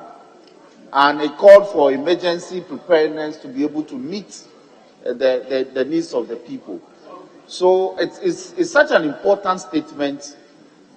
Ever often we hear statements regarding emergencies that strike our communities in the country. We rush to the chamber and call the House attention to it. But it appears that when the statements are made, and due to a fluctuation of time, we forget about how to resolve the crisis. So I agree with my sister that dam being such a strategic source of other things, including providing provision of 2% of water to the greater Accra conurbation, it's important that we have a program spillage yearly so that we don't wait for excessive rainfall for other inflow from other streams upstream of the river to be able to spill. Mr. Speaker, the other thing I want to speak of related to this statement is the fact that our planning officers that work with our district assemblies, who are mandated in law to ensure that zoning and development projects take place in accordance with the land use patterns of the areas, are also adhered to. Because if you go and build on the levee of the dam downstream, and there's a spillage in emergency times, certainly, Mr. Speaker, you'll be affected. Then when you are affected, you then cry for help. If the help doesn't come, and then you blame government. So our planning officers who are statutorily mandated to ensure that our planning, the land use regulations and laws of our country work, should also do their duty. Everybody should do his duty. Then I believe that we can have a very sound country to manage. Mr. Speaker, with this word, I commend my sister for bringing this matter once more to the attention of the House. Disaster in any form that affect our people should concern all of us wherever they occur. I thank you for the opportunity. Where's Honorable Atacha? I recall that most of the time when such matters came up, he would say that move out of harm's way. But we do find people actually going to build in harm's way. Then they come back to cry. Yeah, the Honorable Regional Minister, we wanted to say something. Mr. Speaker, thank you very much. And I also thank the maker of the statement for bringing to the fore a major issue that air constituency. fact, Mr. Speaker, the last sentence before thank you, Mr. Speaker, was that, and also having to play the blame game. And I think that is very instructive. Having to play the blame game. I remember when I went to mention some time ago that people should have plan B in flood-prone areas. I was insulted throughout the country. So people saw reason and started defending me. Mr. Speaker, like you are aware, people continue to build around the Weja Dam, even though they know it is a problem. People continue to do so and putting lives in harm's way. Mr. Speaker, I believe that it is time that Ghanaians have a plan C, where when we end our hard-earned cities, we don't rent houses or build houses in flood-prone areas. That should be our plan C. Not until we start advising ourselves properly this way, Mr. Speaker, we will continue to have these flooding in flood-prone areas, because for a dam like Weja, anytime it floods, they have to open up and spill the excess water. And definitely, it will affect people. So I believe that the suggestions that have come from the maker of the statement, that we need to dredge the dam, we need to dredge the spillways, is something that we have to take seriously. And I do believe that the Ministry of Water and Sanitation will do whatever it takes to start dredging. At least if we do a little this year, we can do another one next year, so that by the time we have the consequences of flooding and we need to open up the spillways, we would be in a good stead to protect life and property. So with these few words, I believe that this issue should not be about only the dam in Weja. All other dams in the country that are likely to affect life and property would need to find a new way of making sure that we take on the advice given by the maker of the statement. With these few words, Mr. Speaker, thank you very much for the opportunity to add my voice. Well, I'll admit the last one and bring proceedings to a close. Yes. Thank you very much for the opportunity to speak to this very important statement made about our colleague. First of all, I want to sympathize with all those who have been affected by the current spillage of the dam. Mr. Speaker, a few weeks ago, on my way to Kumasi by flight, I was looking that, you know, when you take off, you do a right, and then you can see the level. In fact, you could just see it's as if some people were building in water, because the distance between where they were and the sea actually isn't that different. So I can understand that lives and properties were under threat. But Mr. Speaker, do we need a dam or not? We need a dam. And every single dam that has been built in this world is built to a certain volume, to contain a certain volume of water. Sadly, this type of dams, it is not human beings that go and pour the water in there. It receives water from somewhere. That is why there's a spillway. And Mr. Speaker, if you were in a plane and you look down, it's as if people were building in the spillway. That is the bottom line. But it's a normal thing in this country. We all do the wrong things, and then we want sympathy to be the reason we get later. We build at Ramsey sites, then we expect government to go and regularize it later and say that, oh, we are okay. Mr. Speaker, if you go to Tamaramsa site today, in the full glare of the Metropolitan Assembly, people are dumping waste to fill the Ramsey site, and guess what? Once they continue dumping, it gives them as if it's a solid land, then people continue building.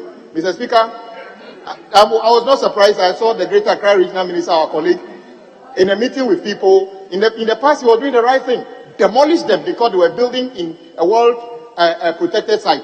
Now, he's been forced to say that, okay, I will not continue the demolition, and people are jubilating in the areas that he is coming to regularize the illegalities they've carried out in the past. Mr. Speaker, who is going to stop people from adhering to the law. Mr. Speaker, we need water in Weja Dam. We wish people actually know where the spillway is and are not allowed to build there under any circumstances, so that these stories don't come up.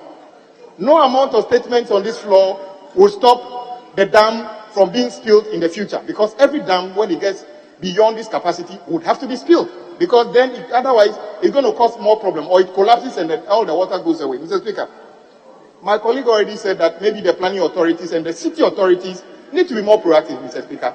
They need to be proactive. Those buildings didn't spring up in a day.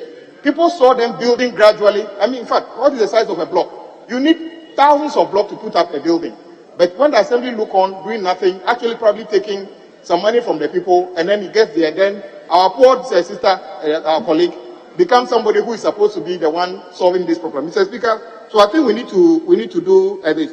Mr. Speaker, is it the case that the laws that we give to our local authorities isn't strong enough for them to stop these kind of illegalities?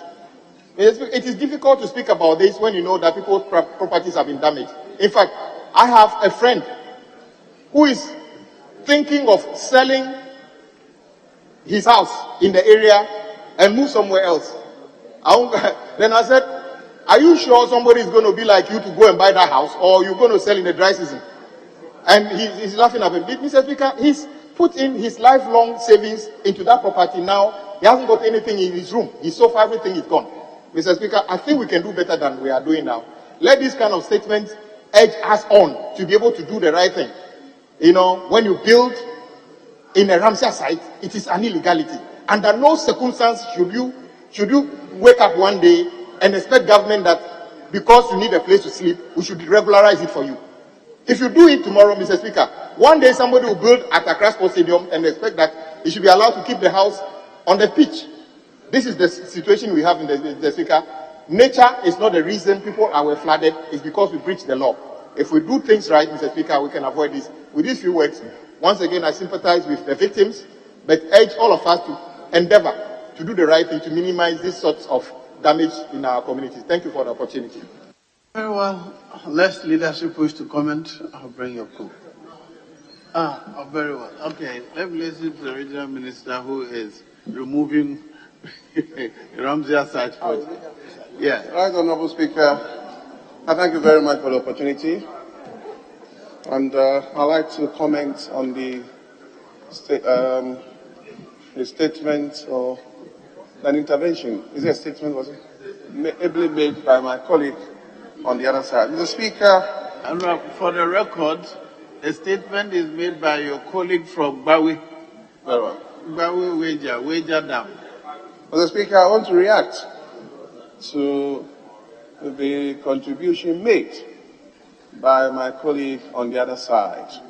Mr. Speaker, if my colleague cares to know, indeed, over decades, it has become the practice of chiefs and other persons to occupy government lands, i.e. lands that have been acquired by an executive instrument. Mr. Speaker, successive governments, including his own government, have attempted to curtail this practice. Mr. Speaker, it has not worked. Under the able leadership of His Excellency the President, the Commander-in-Chief of the Ghana Armed Forces, Nana Addo Dankwa Akufo-Addo, upon assumption of office,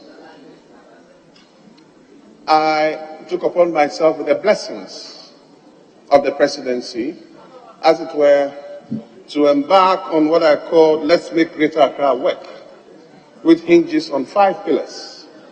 And one of them is the indiscipline that is almost taking over the country, and for that matter, the capital, Greater Accra, as a whole.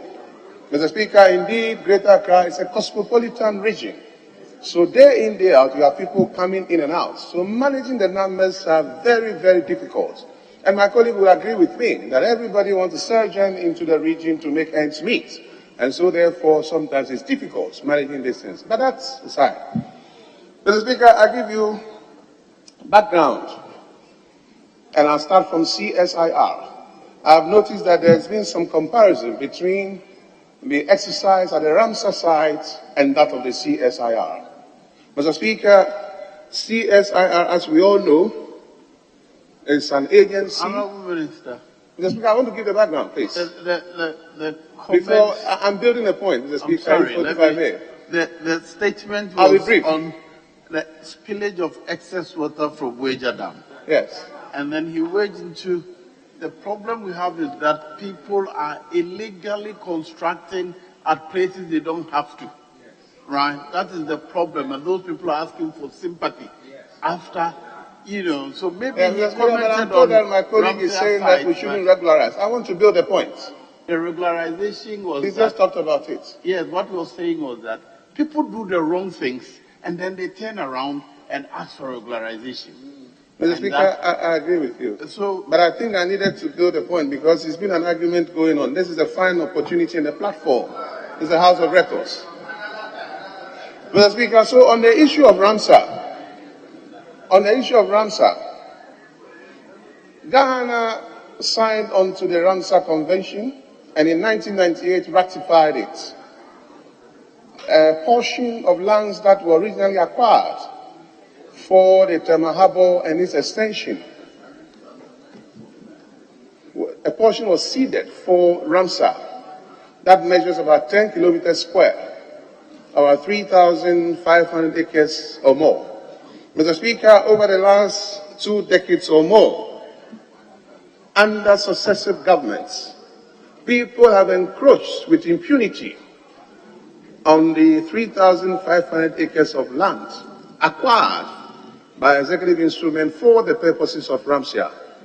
Mr. Speaker, currently as we speak, we have a buffer, a core zone. Interestingly, people have built on over 2,225 acres of land.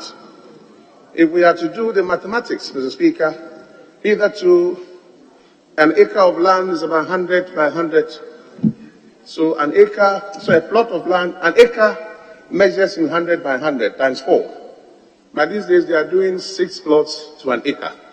So if my mathematics is right, about 18,000 plots of land has been encroached upon. They have built homes and they live there as we speak. Mr. Speaker, the Minister of Lands and Natural Resources had a stakeholder engagement with the residents there. Interestingly, they have formed a landlords association, although they have illegally encroached upon the land. They have residents association and presidents.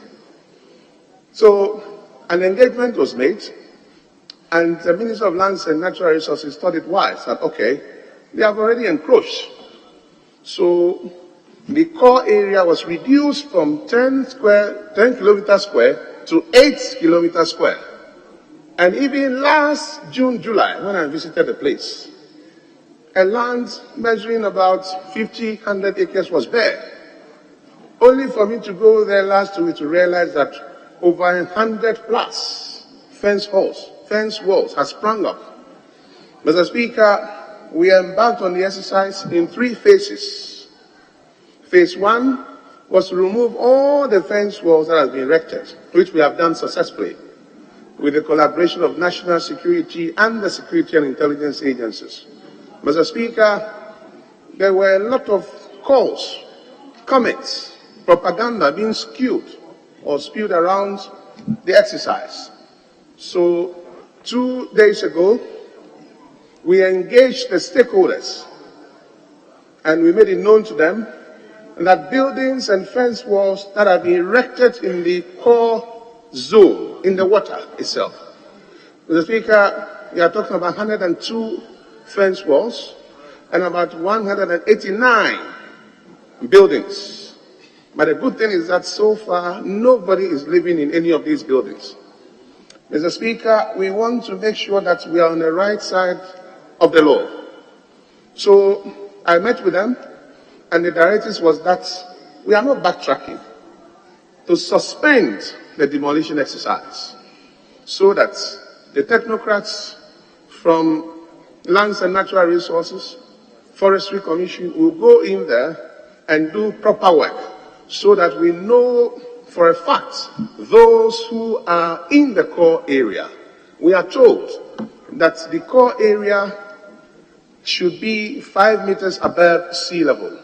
So that's what we are waiting for, Mr. Speaker. In 3 weeks' time, we'll be going back and then we'll receive a report through the Minister for Lands and Natural Resources. Mr. Speaker, once the report comes, we'll have another stakeholder engagement and we'll take it from there. But talking about the regularization, Mr. Speaker, currently as we speak, there are over 4,000 homes on these 2,225 acres of government land that has been encroached upon. Now, interestingly, and my good friend knows, they have not contributed to the development of this country by way of tax or taxes. They have not paid property rate over the last 20 years. And that in itself is a criminal offense. My brother knows that for a fact. So what do we Honourable do? Minister, please. Yes, Under the current circumstances. Honourable Minister, hold on. Yes.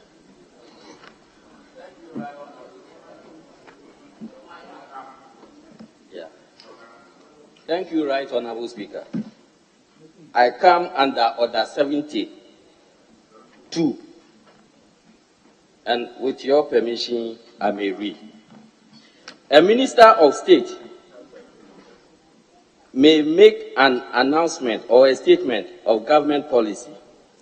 Any such announcement or statement should be limited to facts, which it is deemed necessary to make known to the House, and should not be designed to provoke debate at this stage. Any member may comment briefly, subject to the same limitation. Mr. Speaker, what the minister is sought to do is like he has his own statement to make to the floor of the House. And I disagree with that. Out of order. So, point of order.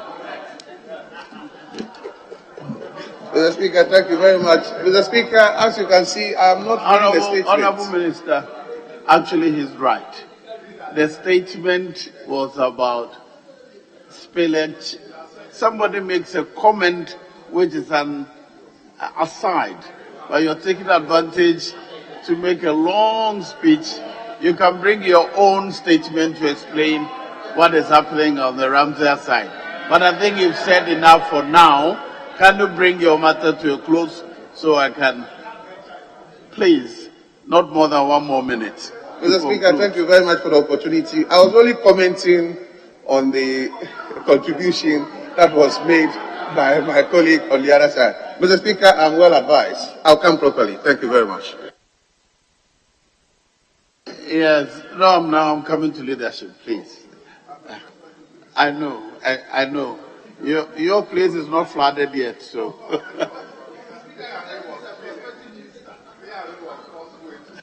No, please, leadership.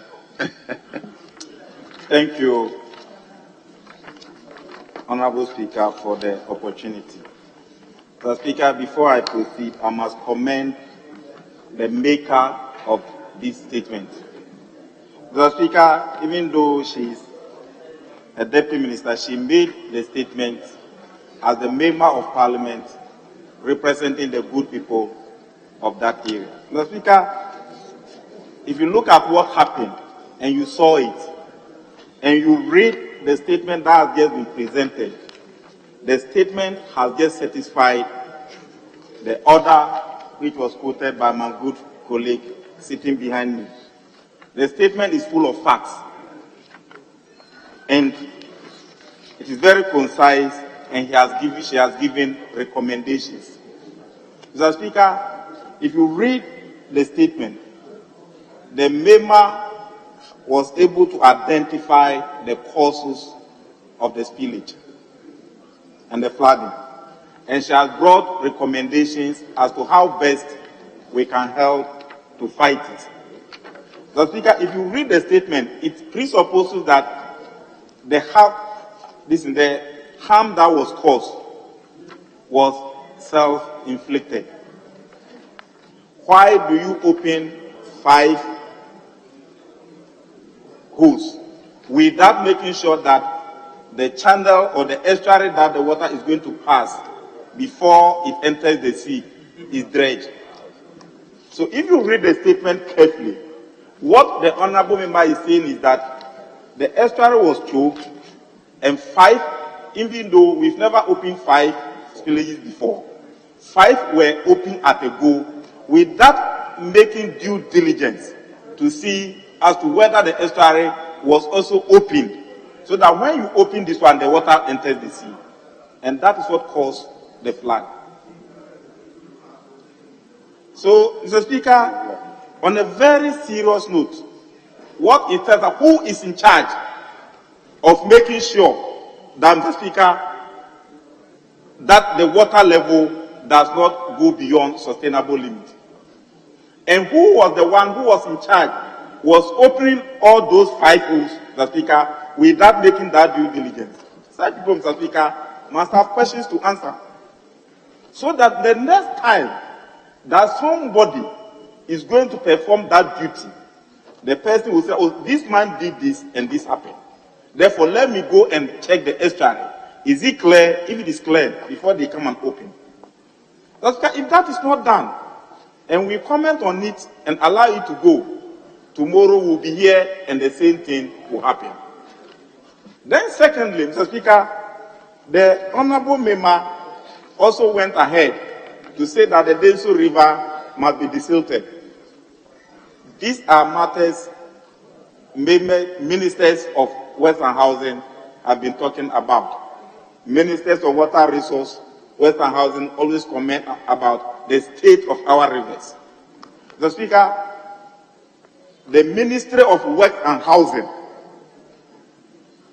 used to be performing this function of desilting, choke gutters and all those areas. But Mr. Speaker, it's like these days when they mention this, finance ministers don't listen to them.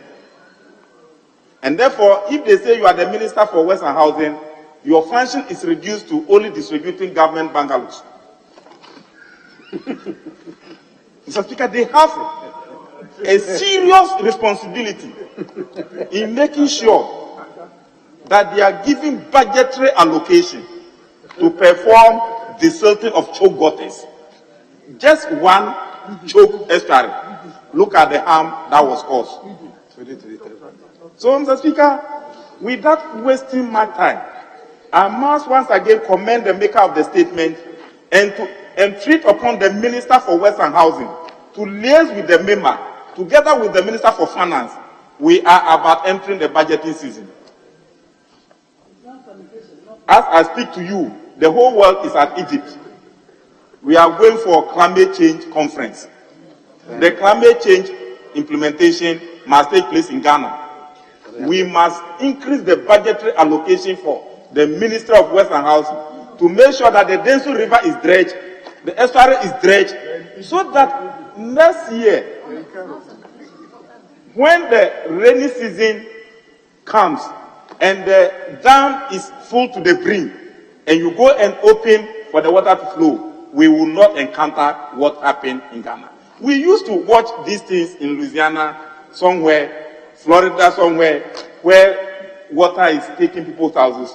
By this time, on our own land, it didn't just begin one day. We have performed our duty as parliamentarians. The land use and spatial planning law was passed in this house. Zoning of areas for residential purposes, industrial purposes, and commercial was done in this house. The land bill was also passed in this house. Mr. Speaker, we have the laws to regulate every activity in this country. If you go to Kwame Nkrumah University of Science and Technology, they have faculty of planning, land economy. Every degree we have it. Only to come and sit down, Mr. Speaker, without doing what we are supposed to do and what is taking us. So before I conclude, Mr. Speaker, I want to call upon once again on the Minister for Finance. This is pillage. Mr. Speaker, can you imagine if the dam, Wager Dam, had even collapsed? Can we count the number of deaths and the harm and the havoc that will cause? So as a country, we must be proactive. We should not just be pretending to be managing the problem. We must start fixing it before the problems overtake us. Thank you, Mr. Speaker, for the opportunity.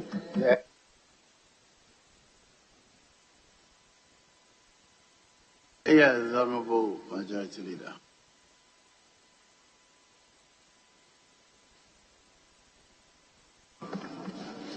Mr. Speaker, let me also express my appreciation to the honorable member who has made this statement and drawn attention to the danger caused by the spillage of the waters in the Ouija Dam. Mr. Speaker, the member, who is a deputy minister, attributed the danger that was caused by the spillage to about 3 or 4 factors. She mentioned the heavy siltation of the main watercourse of the Densu River. Speaker, beyond the dam, that it is heavily silted, and the siltation continues to the estuary. Where siltation occurs at the estuary of any river that enters the sea, if it is natural, what it means is that the river will be silting up to cause the formation of a delta. That is what it is. If it is natural, then you will see delta formation at the estuary. Except in this case, we all know that the siltation is not natural. It's not due to natural forces of the sand carried from the headwaters of the river down through the main watercourse and channel to the sea, where because of the force of entering the sea and the sea also repelling the waters are forced to still, and with the stillness of the water, deposition takes place. And then we have natural siltation at the estuary, which ultimately will develop into a delta. What is happening is man-made. The cause of the siltation really is attributable to other factors, including, as the member herself has owned up to, building very close to the waterway. And then we have all manner of household excrements entering the water body and then contributing to the siltation of the waterway. The Speaker, the Deputy Whip for the minority related to the land use and spatial planning programs that we have, and even the Act. Times were growing up. For large rivers, one could not, even farmers were required to leave a minimum of 100 yards, 300 feet from either side of the main rivers, the Dauphin, the Pras. For the streams, it was 100 feet. Now, there is scant regard for this law. And it's all because we have persons who now have the claim ownership of even these lands, the contiguous lands to the river channels, and begin to sell them The Speaker, I have always insisted that if the sale of lands is left unchecked in the hands of individuals, as we are doing now, it will cause serious problems for us, including even attracting investment. So, Mr. Speaker, I believe the time has come for us to confront the reality. The member was talking about maybe if we resorted to gradual spillage of the dam. This year, the rainfall pattern changed, and the year has seen tremendous downpour of rain. Added to the fact that the water itself is silting up. Indeed, even the Wager Dam itself is silting up. And we're not desilting, which is why it had to happen the way it happened, that the 5 gates had to be opened for the spillage to occur.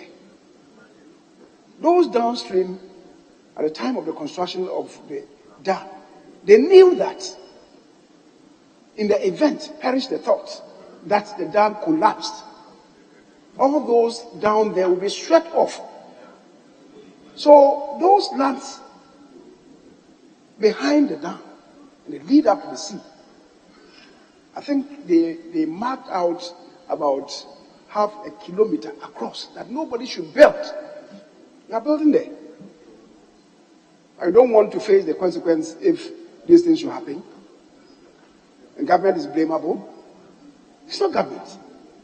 It's individuals and the people who are selling those lands.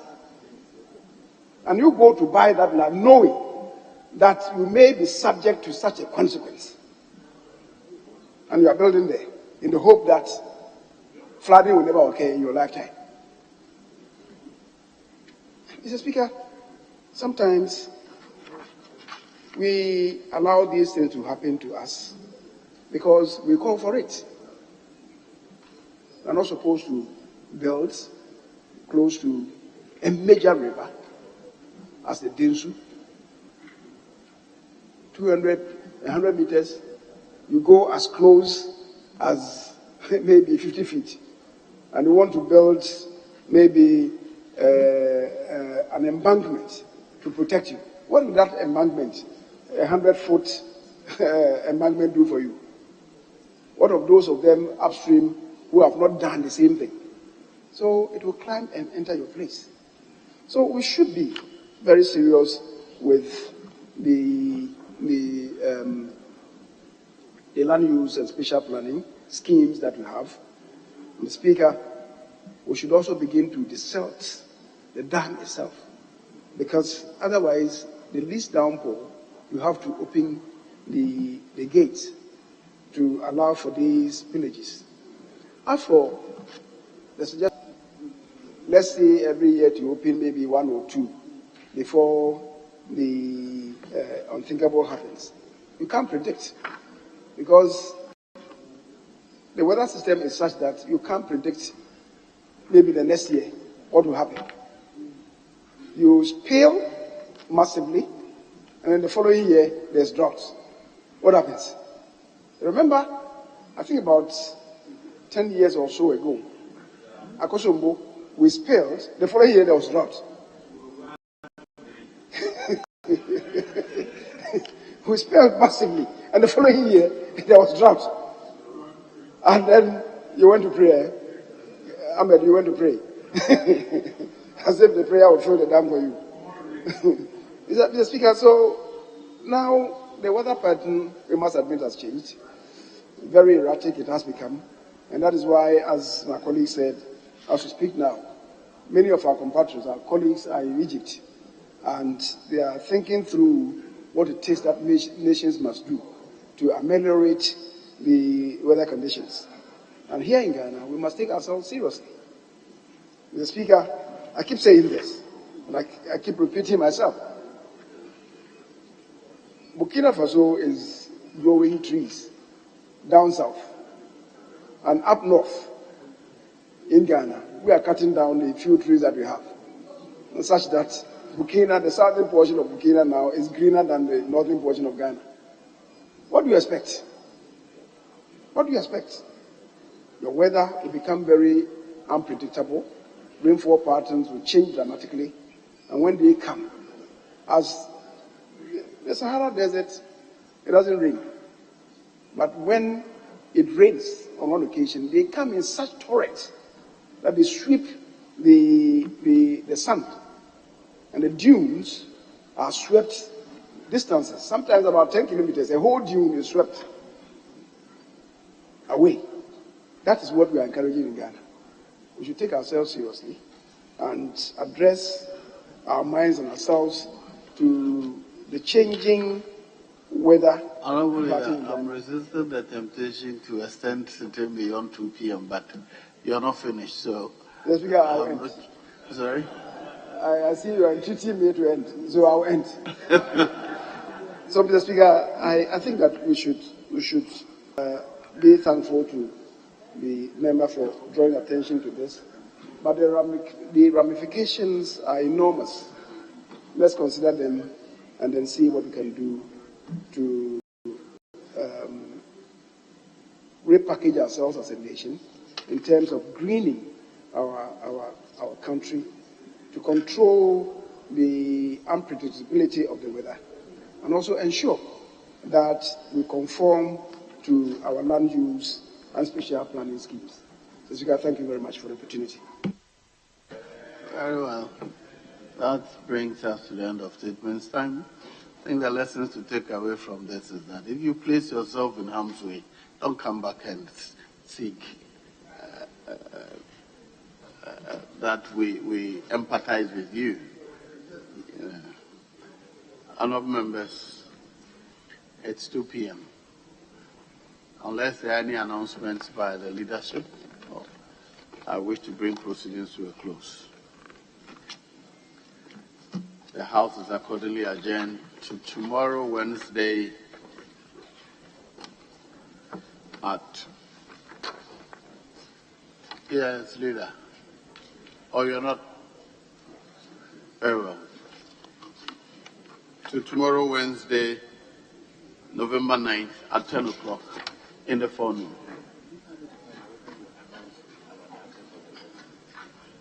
I've not received it.